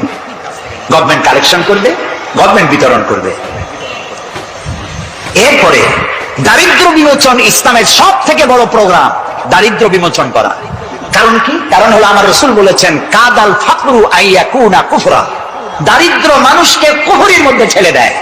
তার নামাজ রোজা থাকে না, আল্লাহ রাসূল থাকে না। দরিদ্রের ধর্ম একখানা রুটি, সে তখন পূর্ণিমার চাঁদকে রুটির মতো দেখে।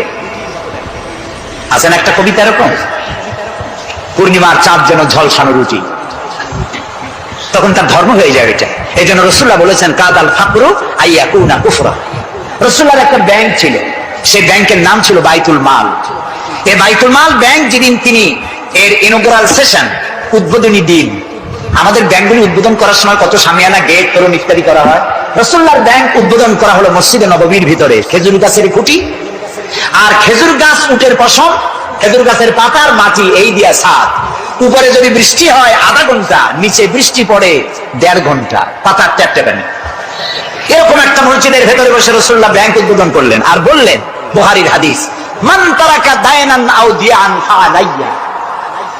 আমার রাষ্ট্রের ভিতরে কোন মানুষ যদি ঋণগ্রস্ত অবস্থায় মারা যায় আর তার ঋণ পরিশোধের অর্থ যদি না থাকে, তাহলে তার ঋণ পরিশোধের দায়িত্ব আর তার বিবি বাল বাচ্চা প্রতিপালনের দায়িত্ব আমি মুহাম্মদ আমার কাঁধের উপরে নিয়ে নিলাম।